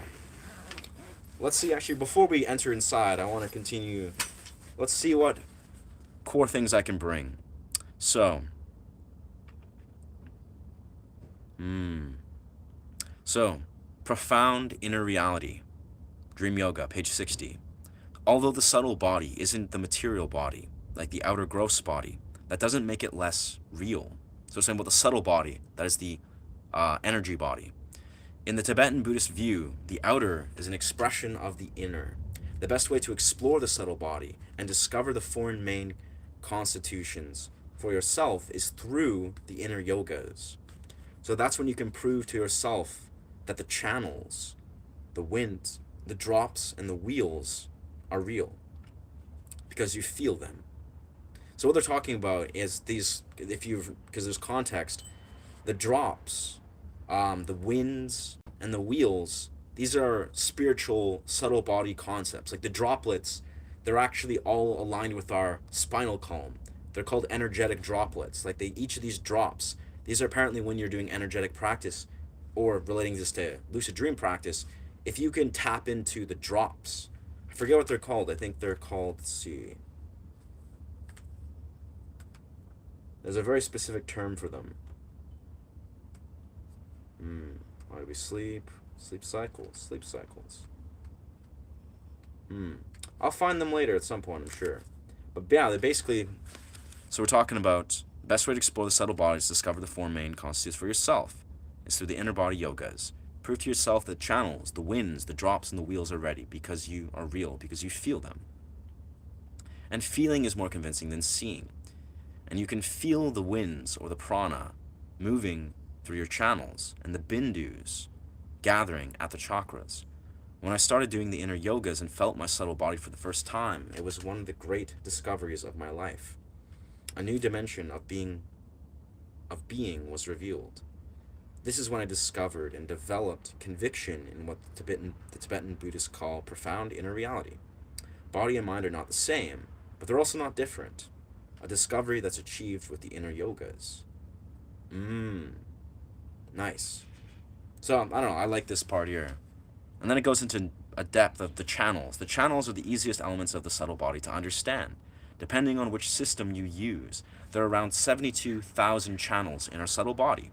These are like arteries, veins, or even nerves. So it's talking about like the energy channels. For our purposes, we only need to know about three. The central channel, the Avata Huti, the Avad Huti, I don't know, in Sanskrit, or Uma in Tibetan. The right channel, the Ping Ala Rasana, and the left channel, the Ida and the La Lana. I'm botching these, I'm sure. The central channel runs from the top of the head to the base of the spine. The left and the right channels begin at the nostrils, curve up and meet the central channel near the top of the head. Then run parallel to the distance about 4 fingers below the navel, where they merge with the central channel. So the winds. Within the channel flow the subtle winds, or the prana, which is also known as chi, life force energy, psycho, physical energy, and subtle bioenergy. So the outer body correlates is most obviously respiration, but the other parallels would include the flow of blood, the conduction of nerve impulses. The wind that flows through the right channel is called the sun poison prana, which is also masculine, extroverted, in the world, an active energy. The wind that flows through the left channel is called the moon nectar prana, which is more feminine, introverted, and receptive. Huh. I actually haven't learned about any of this.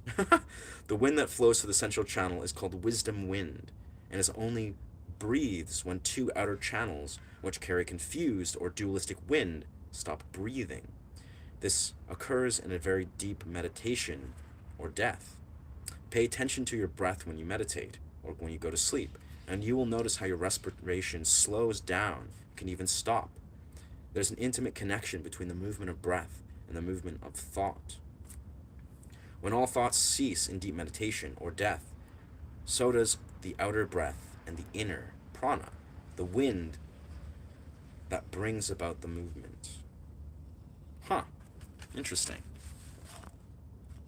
I have not updated the comments. Do the Braveheart tune. Yo, I would love to do the Braveheart tune. I would love to do the Braveheart tune. How does it go? Damn, I had that Braveheart tune stuck in my head for like weeks at a point when I watched Braveheart recently.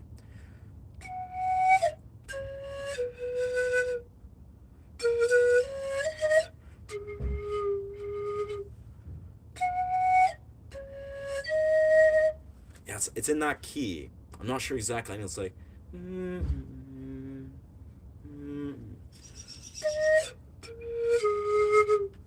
Yeah. Honestly, I can't remember the full key or the whole tune of that. Nice. Do you know if it's me in the profile picture, the RC, some different art style? Nice. Yeah, welcome, brother. Welcome, Shield. Is there a song with capped motion art stay by Alice in Chains? The old saints of 90s rave music is awesome. I agree. I love like synthwave. Synthwave, even when they take those synths back and they put those in like modern funky glitch hop or like tech house, some of the most fun sounds. Yeah. Is it really called the Titan Jacket? Wow. Wow. It is, yeah. This is the Titan Jacket. Wow, what a beautiful name. Titan River. Wow. Now rest in peace. It's, yeah, the makers, Arcane Coda. This is the Titan Jacket. It's a very beautiful jacket. I just had natural DMT. Nice. Wow. I love hearing that. Natural DMT high. Magic. But yeah, no, I really love like this section of what we're just kind of reading here is, so we're talking about the subtle energy body, we're talking about the channels. So it's basically, they're saying there's 72,000 channels in our body, almost like synonymous with arteries, veins, and nerves. These are subtle energy bodies, 72,000 that are flowing through. Oh, there we go. It just closed for a sec. And then it's saying there's the winds. So that within the channels flow the subtle winds. So there's the subtle wind that flows through the channels. That's the flow of energy through the channels. And apparently there's the masculine and feminine channels. One is more extroverted, one is more introverted. One's more active energy, one is more inactive. and it's called the sun poison prana and the moon nectar prana, as in an ancient Indian culture, I believe. And then pay attention to your breath. So that's what they're saying. Then drops. The third aspect of the subtle body are the drops. Yeah, this is the bindus, or called the mind pearls. Yeah, this is what I was referring to earlier. These can be the hardest to understand. The outer body correlates would include sperm and ovum, neurotransmitters, hormones, or anything that represents the concentration of life force energy. I like that. In spiritual practice, the drops are often visualized as shimmering beads of light, the size of a sesame seed. The simplest definition of the bindu comes from Chogyam Trungpa Rinpoche, the renowned 20th century teacher of Tibetan Buddhism in the West, who refers to the drops as the drops of consciousness. So think of these as the drops of consciousness. Now that I really like. Obviously, this explained this perfectly. Like mind pearls, they're like little energetic droplets that are the size of sesame seeds that apparently are synonymous with things like sexual energy, with hormones, neurotransmitters, and basically they're saying there's a subtle energy body that is paralleled with these physiological systems that is synonymous. That's what these mind pearls are, or bindus, as they're called. And then there's wheels. The final aspect of the subtle body is the most famous, the wheels, or the chakras. Chakras are energy distribution centers. Depending on the system, there are usually 5 or 7 chakras situated along the central channel, the base of the spine, the genitals, the solar plexus, the heart, the throat, the forehead, and the top of the head. Outer body correlates are the endocrine centers, which are respectively the adrenal glands, the testes, the ovaries, the pancreas, thymus, thyroid, pituitary, and pineal glands, the physiological bodies that all connect. Wow, what an interesting. I didn't expect to read that. I mean, I just opened the book at random and was just like, let's read this before we go inside. But that actually was a very powerful segment, I would say. Like, even just, I'm personally very interested in the bindus, the mind drops, or the drops of consciousness.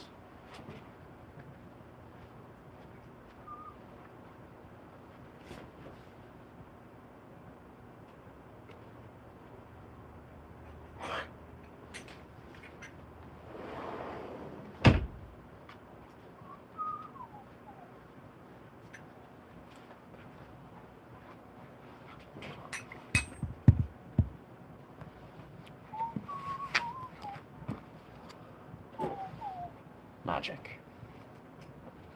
Motion capture is awesome. You've seen Avatar. Deep.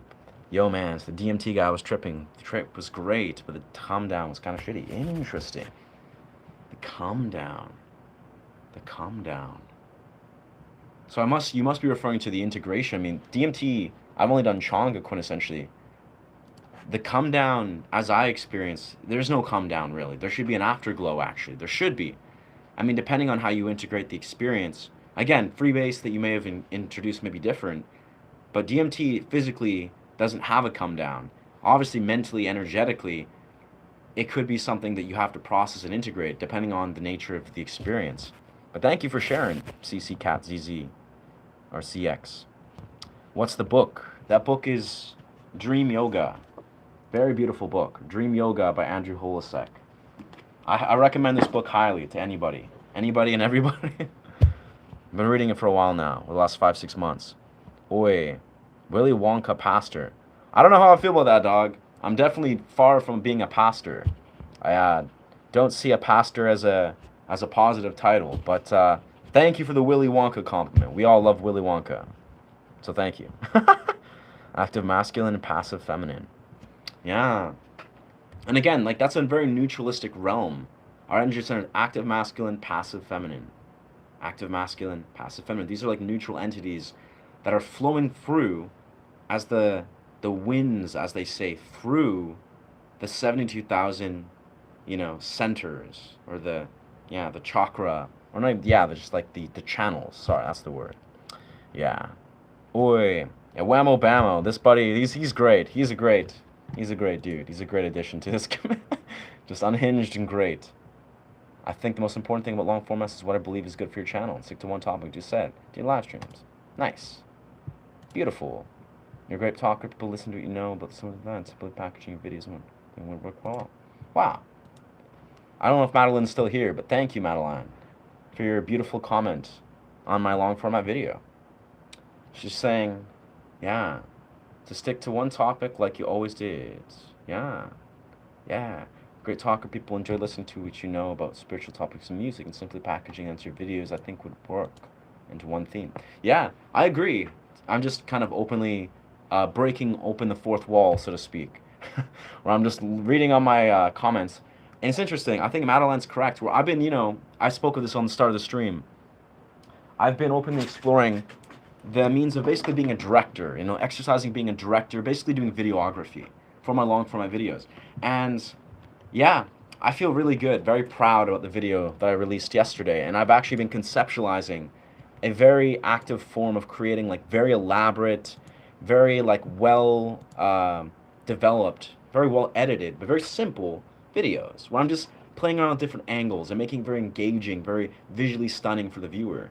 And yeah, I loved what Madeline was saying of how she believes deeply how I could just center on doing what I do in these live streams, basically, like, riffing, conceptualizing, as I intend to.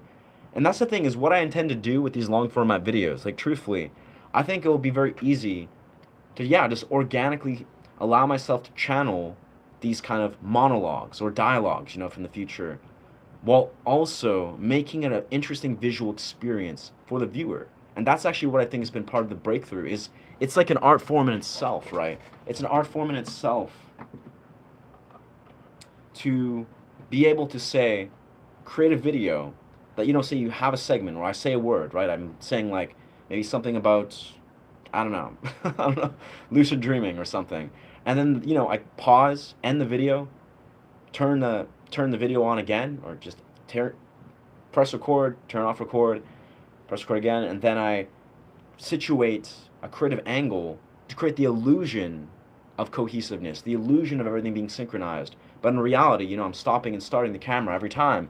And then every time I turn the camera back on, I'm continuing the thought like I would live, but I'm doing it in stopping, starting motion to make a more cohesive visual and engageable experience for the long format YouTuber viewer. How much does a regular haircut cost there? I think it's like $30, maybe like $40 for like a high quality like studio, like a hair salon or something. Yeah, I can recommend Rudolf Steiner. Ah, Rudolf. Huh. Rudolf Steiner. Okay, I was thinking of, I know there was a book recommended yesterday by Stanislav Grof, which I was intrigued. But Rudolf. Nice. What does it look like when you're sitting closed in a closed store at the mall? What does it look like? You're sitting, or why does it look like? I see. It's a backyard. If y'all enjoying the stream, like and subscribe. Cheers. Oh, I smoked from a pipe, and it just made me nervous and very emotional after. Ah. Interesting. That's fair. I mean, to CC, I commend you, brother. It is real. Like, DMT is not something...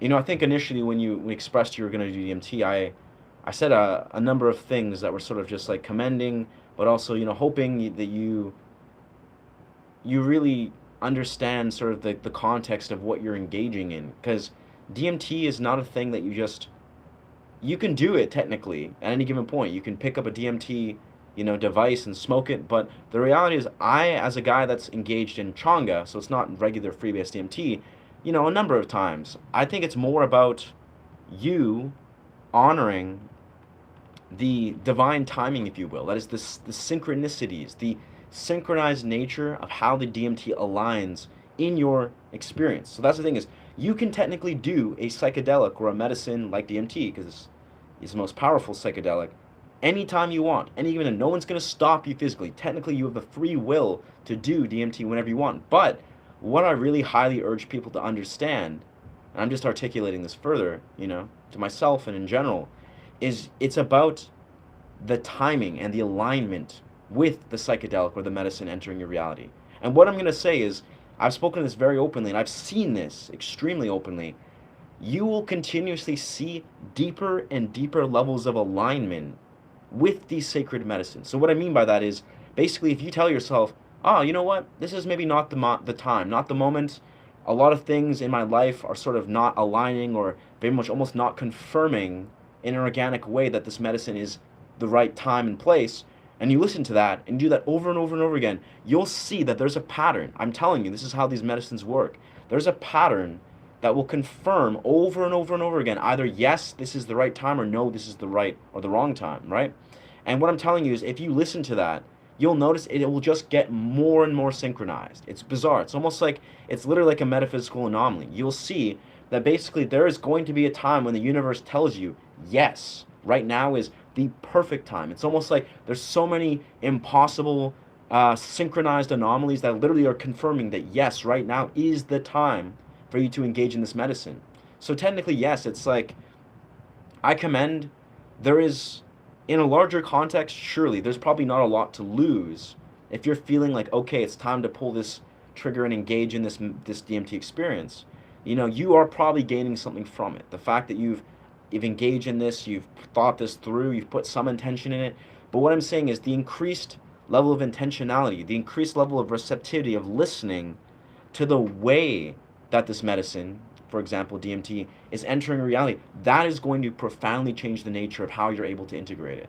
So if maybe you felt yourself like emotional, maybe even like, yeah, feeling like a lot, like very intensely, maybe almost like it was disjointing or malaligning in some way, that's something just to keep in mind, is like, if you were to continue to honor and listen deeply to the way the DMT experience is entering you, like if there was such a powerful like message in your dreams, in your reality, reflected in other humans, reflected in all the different things that aligned coming up to the moment when you chose to do this DMT, I 1000% will tell you it would change the very nature of how you integrate this experience.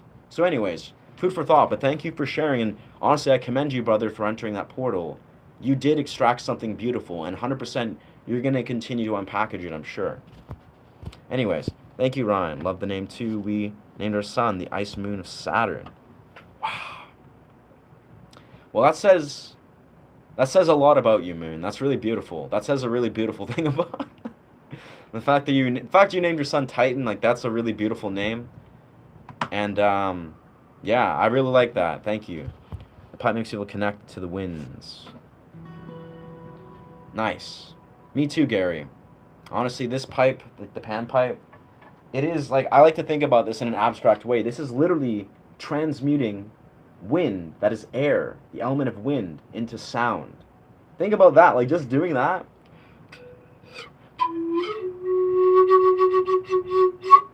That action alone, I think, is very, very unique. It's very special. Like the means of using the element of wind and creating sound. It's like a form of transmutation. You know, you're creating music and sound from wind, which alone, that itself, is just super dope. Found out today I'm a hybrid of man and alien. Oh, interesting. How did you figure that out? I think we all are there, but I mean, I'm curious how, yeah. I asked God to stop the wind, and he immediately did, abruptly. Huh. Well then. Yeah, that's... Honestly, bro, I'll be honest. I'll be perfectly honest, Gary. That sounds amazing. That sounds actually really dope. Like, I have actually a good friend of mine who's actually, I would say, one of the few people in my life that I can say for a certainty that is connected to metaphysical energy. Like, he's a very, very in-depth dude, has tons of lucid dreams about bizarre things. His mother taught him Reiki at a young age. He's a very interesting fellow. I love this dude. He's a very cool guy, very grounded, very spiritually connected individual. And he speaks very openly of how we can control the weather, like all the time. How we can control the wind, the direction of the wind, how we can change the direction of the clouds. When I hear him say these things, I kind of like, I believe him, but I don't know how to do that. So if you're saying that, yeah, you've actually like summoned your ability to say, control the wind, I think that's beautiful. And I actually think you did do that because, yeah, I have a friend of mine that believes also strongly, and he's a phenomenal human being. I don't know. Again, I've never I've never felt like I've had that capacity to control the wind or the clouds and the weather. But personally, I believe strongly, from my experience, there's some people that can do that. I don't know. We can, and my friend says very open, we can all do that. Apparently, we can all control wind. We can all control the weather, the flow of wind. That's a thing we all have the ability to do. But most of us just don't try. And I was just like, what? Yeah. Have I tried the frog? I've not tried 5-MeO. I would love to, though. And thank you, brother. Thank you, brother. I commend you. I love this hat. Someone said life force energy. Joe Dispenza's Kundalini meditation takes 30 minutes a day. Yeah. You get this. LXRD. Yes, brother. I mean, I was just reading Joe Dispenza's book earlier, kind of referring to some stuff, but I was talking, it's actually Dream Yoga. This is a Dream Yoga book. It's Andrew Holisek going in depth about, because of course Joe Dispenza, he's very familiar. A lot of his work aligns with, yes, like opening these subtle bodies or these energy centers. So you're saying it's a Kundalini meditation. Interesting. Honestly, I've had people report that it's kind of like they don't like his sound of his voice or the nature of how he unpackages his meditations. But I love Joe Dispenza's work. Like, I really love what he does. So I'm happy that you liked it. You resonate. I've tried tons of crazy stuff. 3 years ago, salvia. That was crazy. It turned into a ball of plasma. Yeah. Yeah, I've spoken very briefly about salvia before. But I think salvia is a no-go. I don't think people should do salvia. From what I understand about it, I've done it once when I was younger. Pretty subtle experience. It wasn't a high X amount. Not bad, not great, but I don't think people should experiment with salvia. It's it's like it's a deliriant, right? Or it's like a borderline. I think salvia is a deliriant, if I'm not mistaken, or it's like a atypical type of psychedelic. It's not salvia is I don't think not a good idea. Brilliant bit of sophistry. Huh. Salvia is crazy, but have you tried the hallucination frog? You probably, yeah, I have not tried 5-MeO. I would love to, though. Actually, strangely enough, 5-MeO is high on my list. I don't know when exactly and how. I'm not in any rush to engage in, the frog, Bufo, but I would love to. I'm feeling very attracted to Bufo when my time aligns. I don't know. Who knows when? Maybe never. No, I might look into it. You're pulling my leg about something. Salvia's crazy. So don't look into salvia. Honestly, just don't do it. I really do not recommend it at all. That's what we do when we speak. Sup, bomb hat. Thank you, brother. How far am I? Okay, we've caught up. We've caught up.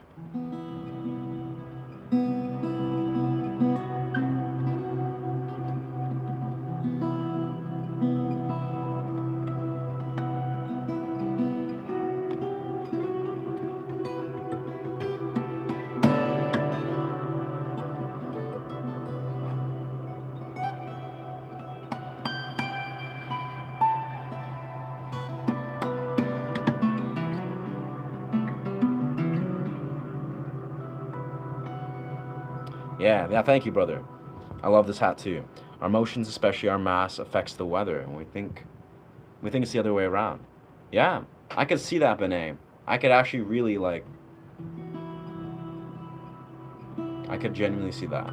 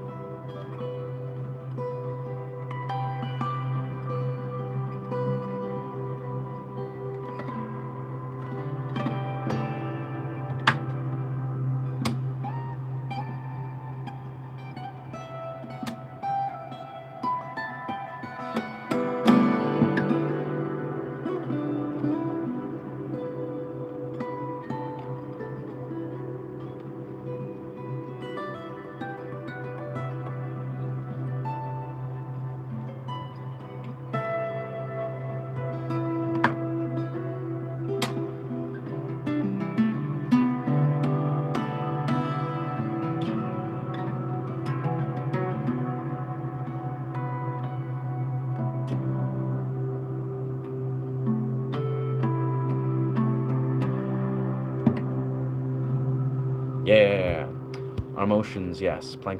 I do not know how to play Frank Sinatra. Pretty lucid dreams, but it's actually about pretty horrible. Actually pretty horrible, but oh well, I know it's not real. Interesting. Interesting, CC. Cats. Well, that's the thing is I'm a student of dream yoga, right? Just not a student, I just read about books about dream yoga because I want to learn to lucid dream. And dream yoga, like the core emphasis of understanding dream yoga, right, is actually there's lucid dreaming on one hand, right? And then there's dream yoga on the other. They're not the same. Lucid dreaming itself is just lucid dreaming. You're lucid, you're awake in your dreams. But the thing is, lucid dreaming itself is not inherently good or bad. It's a neutral entity. It's just a state. You're awake in your dream. But the idea is dream yoga is more so about focusing on the way of integrating yourself spiritually and psychologically to set the foundation to experience the fullness of what a lucid dream can offer. It's almost like if you're not practicing dream yoga, lucid dreaming can be, yeah, negative, can be chaotic, it can be dysregulating. Basically, a lucid dream in itself can be chaotic. It's a chaotic entity. It's your subconscious mind amplified. But if you practice something like dream yoga, that is having a philosophical foundation, philosophical awareness and context, and a spiritual awareness, and a spiritual context, before you say engage in lucid dreaming, then you can actually access the fullness of what lucid dreaming was meant to be, an integrated lucid experience. So, yeah, you may be apt to desire to study, because most people, there's actually dream yogis, there's a specialist, I forget her name, but she's someone that does podcast with the author of this book. She actually, had a lot of negative dreams, night terrors, reoccurring nightmares, before she became a dream yogi or lucid dreamer specialist, where she actually changed the nature of her negative dreams, transmuted a lot of these negative dreams into powerful, enhanced and empowering dreams.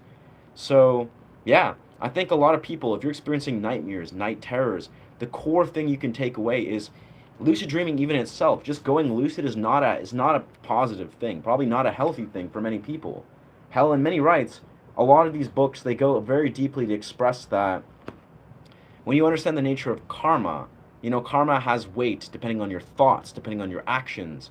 There's different realms of it. Karma applies in your dreams. So if you're doing like things in your dreams that are like really dysregulated, very chaotic, aren't, translating into a real world karmically aligned experience, you can be certain that you yourself actually need to learn how to have a rooting, a foundation. You basically need to learn to integrate yourself as a human being, form a healthy, integrated relationship with your subconscious, with your spiritual context, and translate this into your lucid dream experience. And if you can already unlock lucid dreams, you're already partway there. Like if you're experiencing lucid dreams and maybe they're even nightmarish, your brain has the capacity to experience this. So that's kind of a good thing. But on the other hand, lucid dreamings themselves by itself is not fruitful necessarily. It can be, but the idea is that's where a lot of these books, they're talking about extensive practices, like really beautiful, in-depth practices, things like, of course, just simply like reality checks, dream checks, prospective memory, induction techniques, visualization techniques, meditation techniques, just numerous philosophical and spiritual practices that connect to strengthening your relationship with the subconscious mind, practices that ancient Tibetan Buddhists did. Because that's where a lot of these techniques, that's apparently how lucid dreaming originated, was through the ancient Spanish Toltecs and the ancient Tibetan Buddhists. These were apparently the first recorded lucid dreamers. Of course, this probably happened way before them. But yeah, food for thought. Lucid dreaming is not, surely not one-dimensional. It's a thing that requires a depth of awareness and a foundational awareness to not just lucid dream, but to achieve what is known as dream yoga historically. Food for thought. Though that was funny about me mentioning we named my son after an ice moon of Saturn, which was Titan. Wow. Yeah. Yeah, that's magical. Still pretty lucid dreams and that. Referring to I didn't laugh. I found it beautiful. I don't know if someone else laughed, but I found that beautiful that you yourself would just make that creative choice to call your son Titan. Like, I think that's really, that says a lot about you in a beautiful way. Yeah. Is this your job? It's going to be, yeah. Yeah.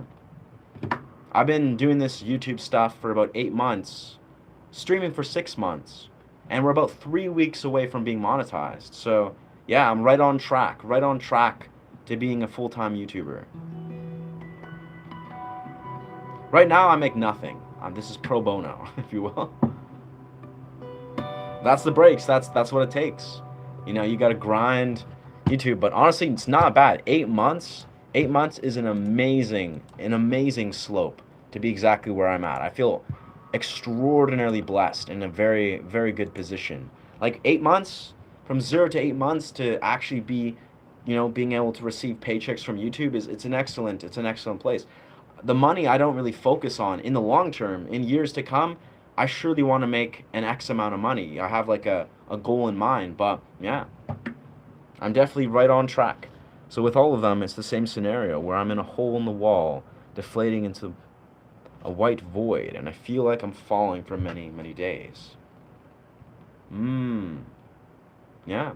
I mean, brother, that returns to the same thing, the same context I just applied. All of that is an invitation to study your subconscious mind. All of that is an invitation to study your philosophical context relating to lucid dreaming. And yeah, so that's beautiful. It's almost like what I'm saying is that the silver lining is in the nature of these dreams. If it feels nightmarish, if it feels graphic, it feels like negative in the nature of it, this is a request to go deeper. This is a request. And I actually find this a very bizarre thing because earlier on the stream, a friend that's a regular viewer, he's this homie from India that's like studying doctoral medicine, or he's studying to be a doctor, and he's also a musician. He was expressing his feeling stressed and XYZ. I feel like the human experience shows us in so many different ways that it's pointing us to the same thing, which is basically creating a healthy relationship with the material world. That's the bizarre thing, is like, there's so many different ways that I think our experience points to learning to study lucid dreaming, even if it's just studying the philosophical context of it. And I find that magical. It's like you could have the worst day of your life. You could be like, wow, life is heavy. It feels real. It feels intense. You feel emotionally, dysregulated, and maybe you're experiencing like, your subconscious is delivering you messages in your dreams that are dysregulating or disorienting. All of these are a further invitation to study these things. It's almost like to study how you can create I would say, more regulated and more calibrated relationship with the material world. And again, that's the bizarre thing. That's what I take away. I've been reading about these books, studying lucid dreaming for about 7 months now, right? I've only had one lucid dream, but I personally feel like it's the study of seeing the way that all of our strife, all of our pain, our suffering, all of our turmoil really does return to our relationship with the material world. Because, the core concept of lucid dreaming, right, is realizing this is all a dream. This is all an illusion. The material world, the waking world is an illusion. And when you really see that, like when you say one day you awaken lucid dreaming, you not only believe that this is a dream, this is an illusion, but you know for a fact, you're like, I sit in lucid dream dimensions, and you're sitting there, doing transcendental experiences with the non-material world. Without a shadow of a doubt, you're going to believe in a deeper sense. You're going to be like, it always was about your relationship with the material world. Because this is the thing, is most people don't ever achieve a integrated relationship with the dream world. They don't unlock lucid dreaming. They don't sit there and, get this heightened, almost spiritually integrated experience inside the lucid dreaming world, which is what dream yoga is, again. But I haven't achieved that yet myself, of course. But what I'm saying is, on the other side of doing that, you can obviously achieve this in any given way. You can achieve this through, altered states of consciousness, through medicine experiences, through transcendental meditation, through any given right. It's all about forming a relationship with the quantum, which is the non-material. And for all of us, our suffering is that we're so addicted and attached to the material world. We're so heavily convinced that this is real. You know, we're in this material world. We're sitting there scrolling through our phones, getting dopamine bursts. We have our sensory nervous system experience confirming, oh, this is real. This is real. There's nothing beyond this. This is real. There's nothing beyond this. But the actuality is there is so much more beyond this. And when you tap into, say, practices that show you, like from the foundation up, you're like, ah, of course, this is all an illusion. This is all a dream. We don't have to take this so seriously. We don't have to, act like that we're hopeless in this addictive association with the material world. It makes us see these things in a much lighter way. We see them in a formless nature. And that's basically, again, that's like the core emphasis of what lucid dreaming and many different practices, but lucid dreaming immediately is trying to teach you. Is like, oh, this material world is not, in fact, so rigid and definite. It's formless. It's not even the entirety of what most things are, just like Joe Dispenza's work is telling us. We are living as quantum particles, which is 99.999% empty space. It's unknown, it's unwritten, it's formless. The 1% or 0.0001% that is the material world, that's what we believe is real. That's what we're addicted to. That's what we're confirming when we suffer and we're attached to our suffering. We're like, this world is XYZ because we believe it's real. We're like, oh yeah, this is so real. And when we come to the core realization that, oh, wait a second, none of this is actually real. It's an illusion. We can take it light with a lightheartedness. We can let go of trying to attach ourselves and even be, again, addicted to what this material world is. Anyways, that's a rabbit hole, but I like the way that flows. Food for thought. Riga. Anyways, I'm gonna go smoke a joint, watch a movie. That's an exceptional idea, brother. I think in the next 10 minutes we'll probably put a close to the stream, cause I want to make some pasta and yeah, maybe watch some Justified. I don't smoke weed, but enjoy your joint, brother. Enjoy your joints. Yeah. Thank you, brother. Thank you. Yeah, dog. I feel. Yeah, I try. This is like just the organic nature of what I love to talk about. But you can be certain that the content I'm going to continue to create is going to be centered around all of this. Like, this is the funny thing is, obviously, this is a YouTube that's focused around music, around guitar, right? I'm a guitarist. But the underlying context is I'm not. The reason I'm able to achieve what I achieve on guitar is also because, again, for me, I've personally found myself attracted to what I would call a sacred context in music. That is, I've basically romanticized and fallen in love with almost like a divine or soulful connection with music. Like, it's not even like a conscious choice. I've just found myself pull these threads where I was like, oh, music isn't just, XYZ definition of music. It's not just about playing a genre or playing a this, that. There's a deeper connection that music will let you see. And yeah, long story short, I like to connect the dots. I connect the dots of the things that allow me to be the musician I am. Not just about being like, okay, I play a guitar chord and this is how you do this thing. It's like there's so much to it. Anyway, stuff like that. I'll try again tonight to get lucid. I failed last night and did not get sleep paralysis demons, which is good. Interesting. Good luck with that. Good luck. I mean, yeah. I think it's a tricky parallel. Before I go, can I have a moderator? Sure. Sure. I think, yeah, I can toss you a moderator rights, brother. I feel like you... We'll keep that pending. Like, I like to, what's the word? I like to really screen my moderators, so to speak. Screen them as the sense of, I like them to be active members of this community for an extended period. But honestly, I feel like I would love to offer you that rights, brother. If I have to remove them at some point, I'll be it so. But I think you have a very insightful perspective. Add as moderator. Standard moderator. Yeah. Welcome to the team, brother. You seem to have a good judgment. But yeah, it's a genius track. It's the thing, bro. I think there's a lot one can do to awaken lucid dreaming, but at the same time, lucid dreaming is a very organic, almost like impossible to force experience where you could try to lucid dream, but the whole attempt to try to make it happen is probably a paradox. Like, I found actually the most times where I successfully lucid dream is when I remove the very idea of lucid dreaming from my entire psyche. But of course, there's I think on the other hand, one of the core ways to learn to lucid dream is extremely powerful intentionality. That is, if you're very intentional, you have a very powerful intention of why you desire to lucid dream. It says this over and over again in all lucid dreaming literature. Intention is the way to lucid dream. Like, if you have a crystal clear, very powerful intention, like it's really powerful to you, then that is apparently very well known to awaken lucid dreaming. So, it's possible. Thanks, Ocean. No problem. I genuinely hope you succeed. Very nice. Reality is only what you perceive. Deleted comment. Deleted comment. Stuff beyond this doesn't mean it's not real. Real is whatever you perceive at any given time. Yeah. Yeah. Yeah.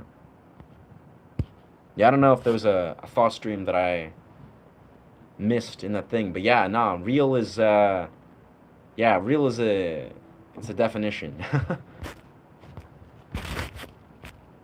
I'm assuming the homie that the comments that got deleted was someone probably saying something about real. That's not real, blah, blah, blah, blah, blah, blah, blah. It's like, hilarious. How much did that hat cost? I think it was like $95. $95, yeah. I think that's what is real, is what is accessible through the means of another state of mind, beyond what we're capable of, or what we know of. Yeah, honestly, again, real I don't think has a very definite definition.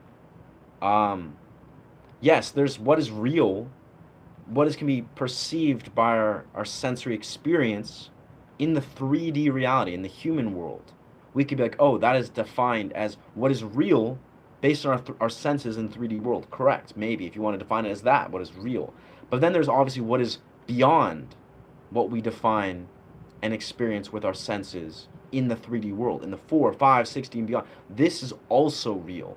It's just outside of the human sensory experience. So that I believe. This is a philosophical dialogue, a philosophical thread that's been pulled for literally thousands of years. All the ancient philosophers, they throw out these arguments. They were spending their lifetimes literally trying to contemplate what is reality, what is existence, what is matter, what is truth, what is XYZ. So this is a beautiful, timeless question. But I really feel as we enter 2026, it's clear as day that yes, there's proven scientific evidence by a lot of very revolutionary, beautiful new truths about, yes, reality is obviously way deeper than what we could just define as, oh yes, we as human beings and our sensory experience can prove that XYZ is real. No. That's what we can see in the 3D reality and our sensory experience. Metaphysical philosophy tells us that there is a deeper realm that is beautiful. It's really cool. It's great. Nah, he was spamming good night and you do not sleep. You just need a chill pill. Homie definitely need a chill pill. Man, I don't know.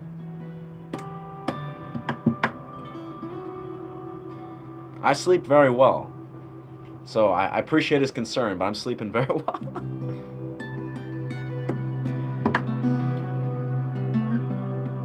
I mean, if anything, I did a late night gym session alongside late night stream, so it's just like mixture of that. That's it is what it is. I made the executive decision to do strength training and calisthenic training at like 9 o'clock at night. I mean, if that makes me someone that if that's a decision that doesn't make sense to some, so be it. Yeah. Real is a variable that can be changed. Absolutely, brother. Welcome to the place. Welcome to moderation, brother. The team of moderation. I start with a base knowledge, like my thinking alone demonstrates that I exist in some form or another. Yeah. So I also know I'm not an omniscient deity. Yes, because I would know that I'm omniscient if so. Yeah. Well, that's the thing. If you were an omniscient deity, like you were a being beyond this dimension, you would exist. Absolutely. You're real but in the higher dimensions. You're an astral being or a being beyond the earthly plane. Here we are. We're earthly beings. We exist in the 2 and the 3D. The 4D is time. The 5D and beyond is outside of this genuine earthly realm. Obviously, it's all still real. You know, beings that exist in 6, 7, 8D, 9D, and beyond, they exist, but we as human beings don't exist on the same plane as them. That's just beautiful, and it's true. Taking away sight, the person can still perceive 3-dimension. I could see that.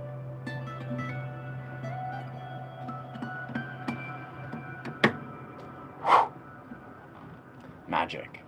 3 is 313 right now. 313. Whatever that means. I think that's a spiritually significant thing. 313. I'm almost positive. I really need to get my bandana thing that I'm gonna make. Maybe it's gonna be so dope. I'll make wearing this hat even more comfortable and dope.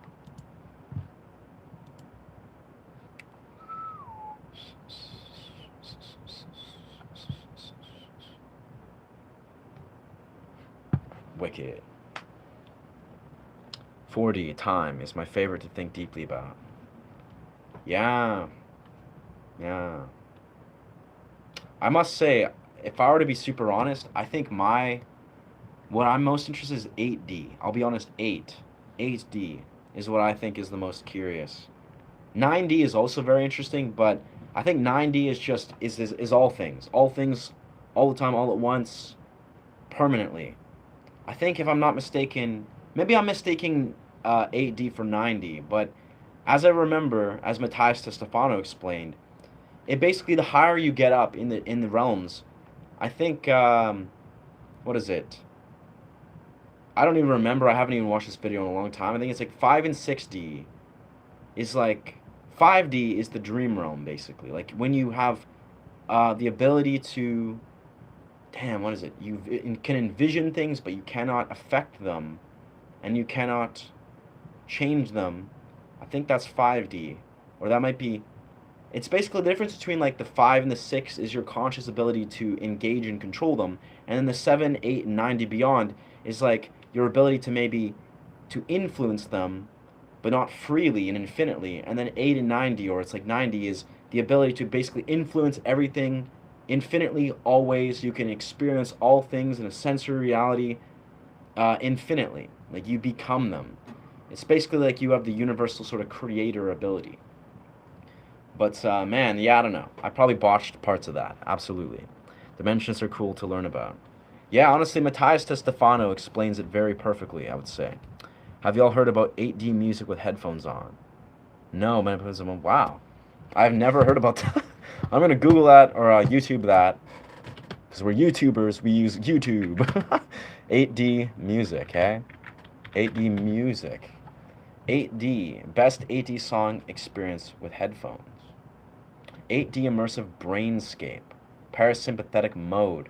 I had no idea this was a thing, but I'm not too surprised. I'm sure it's a very intricate form of like subliminals. Audio engineers can do some amazing things. Like I gotta say, I love hearing about people that have like advanced audio engineer ability that can make like subliminals and like, you know, mind altering tracks, like, you know, music that affects your neurochemistry. Gorillas feel good in 12D audio. Oh, so it's music in 8D. So it's multi-directional. What? There's Gorillas Feel Good in 12D audio, multi-directional. Huh. I guess this is like some weird sound engineer thing. Well, I'm going to check this out once I exit the stream. But damn, I might have to put on my headphones and see what we're talking about. Yeah, facts.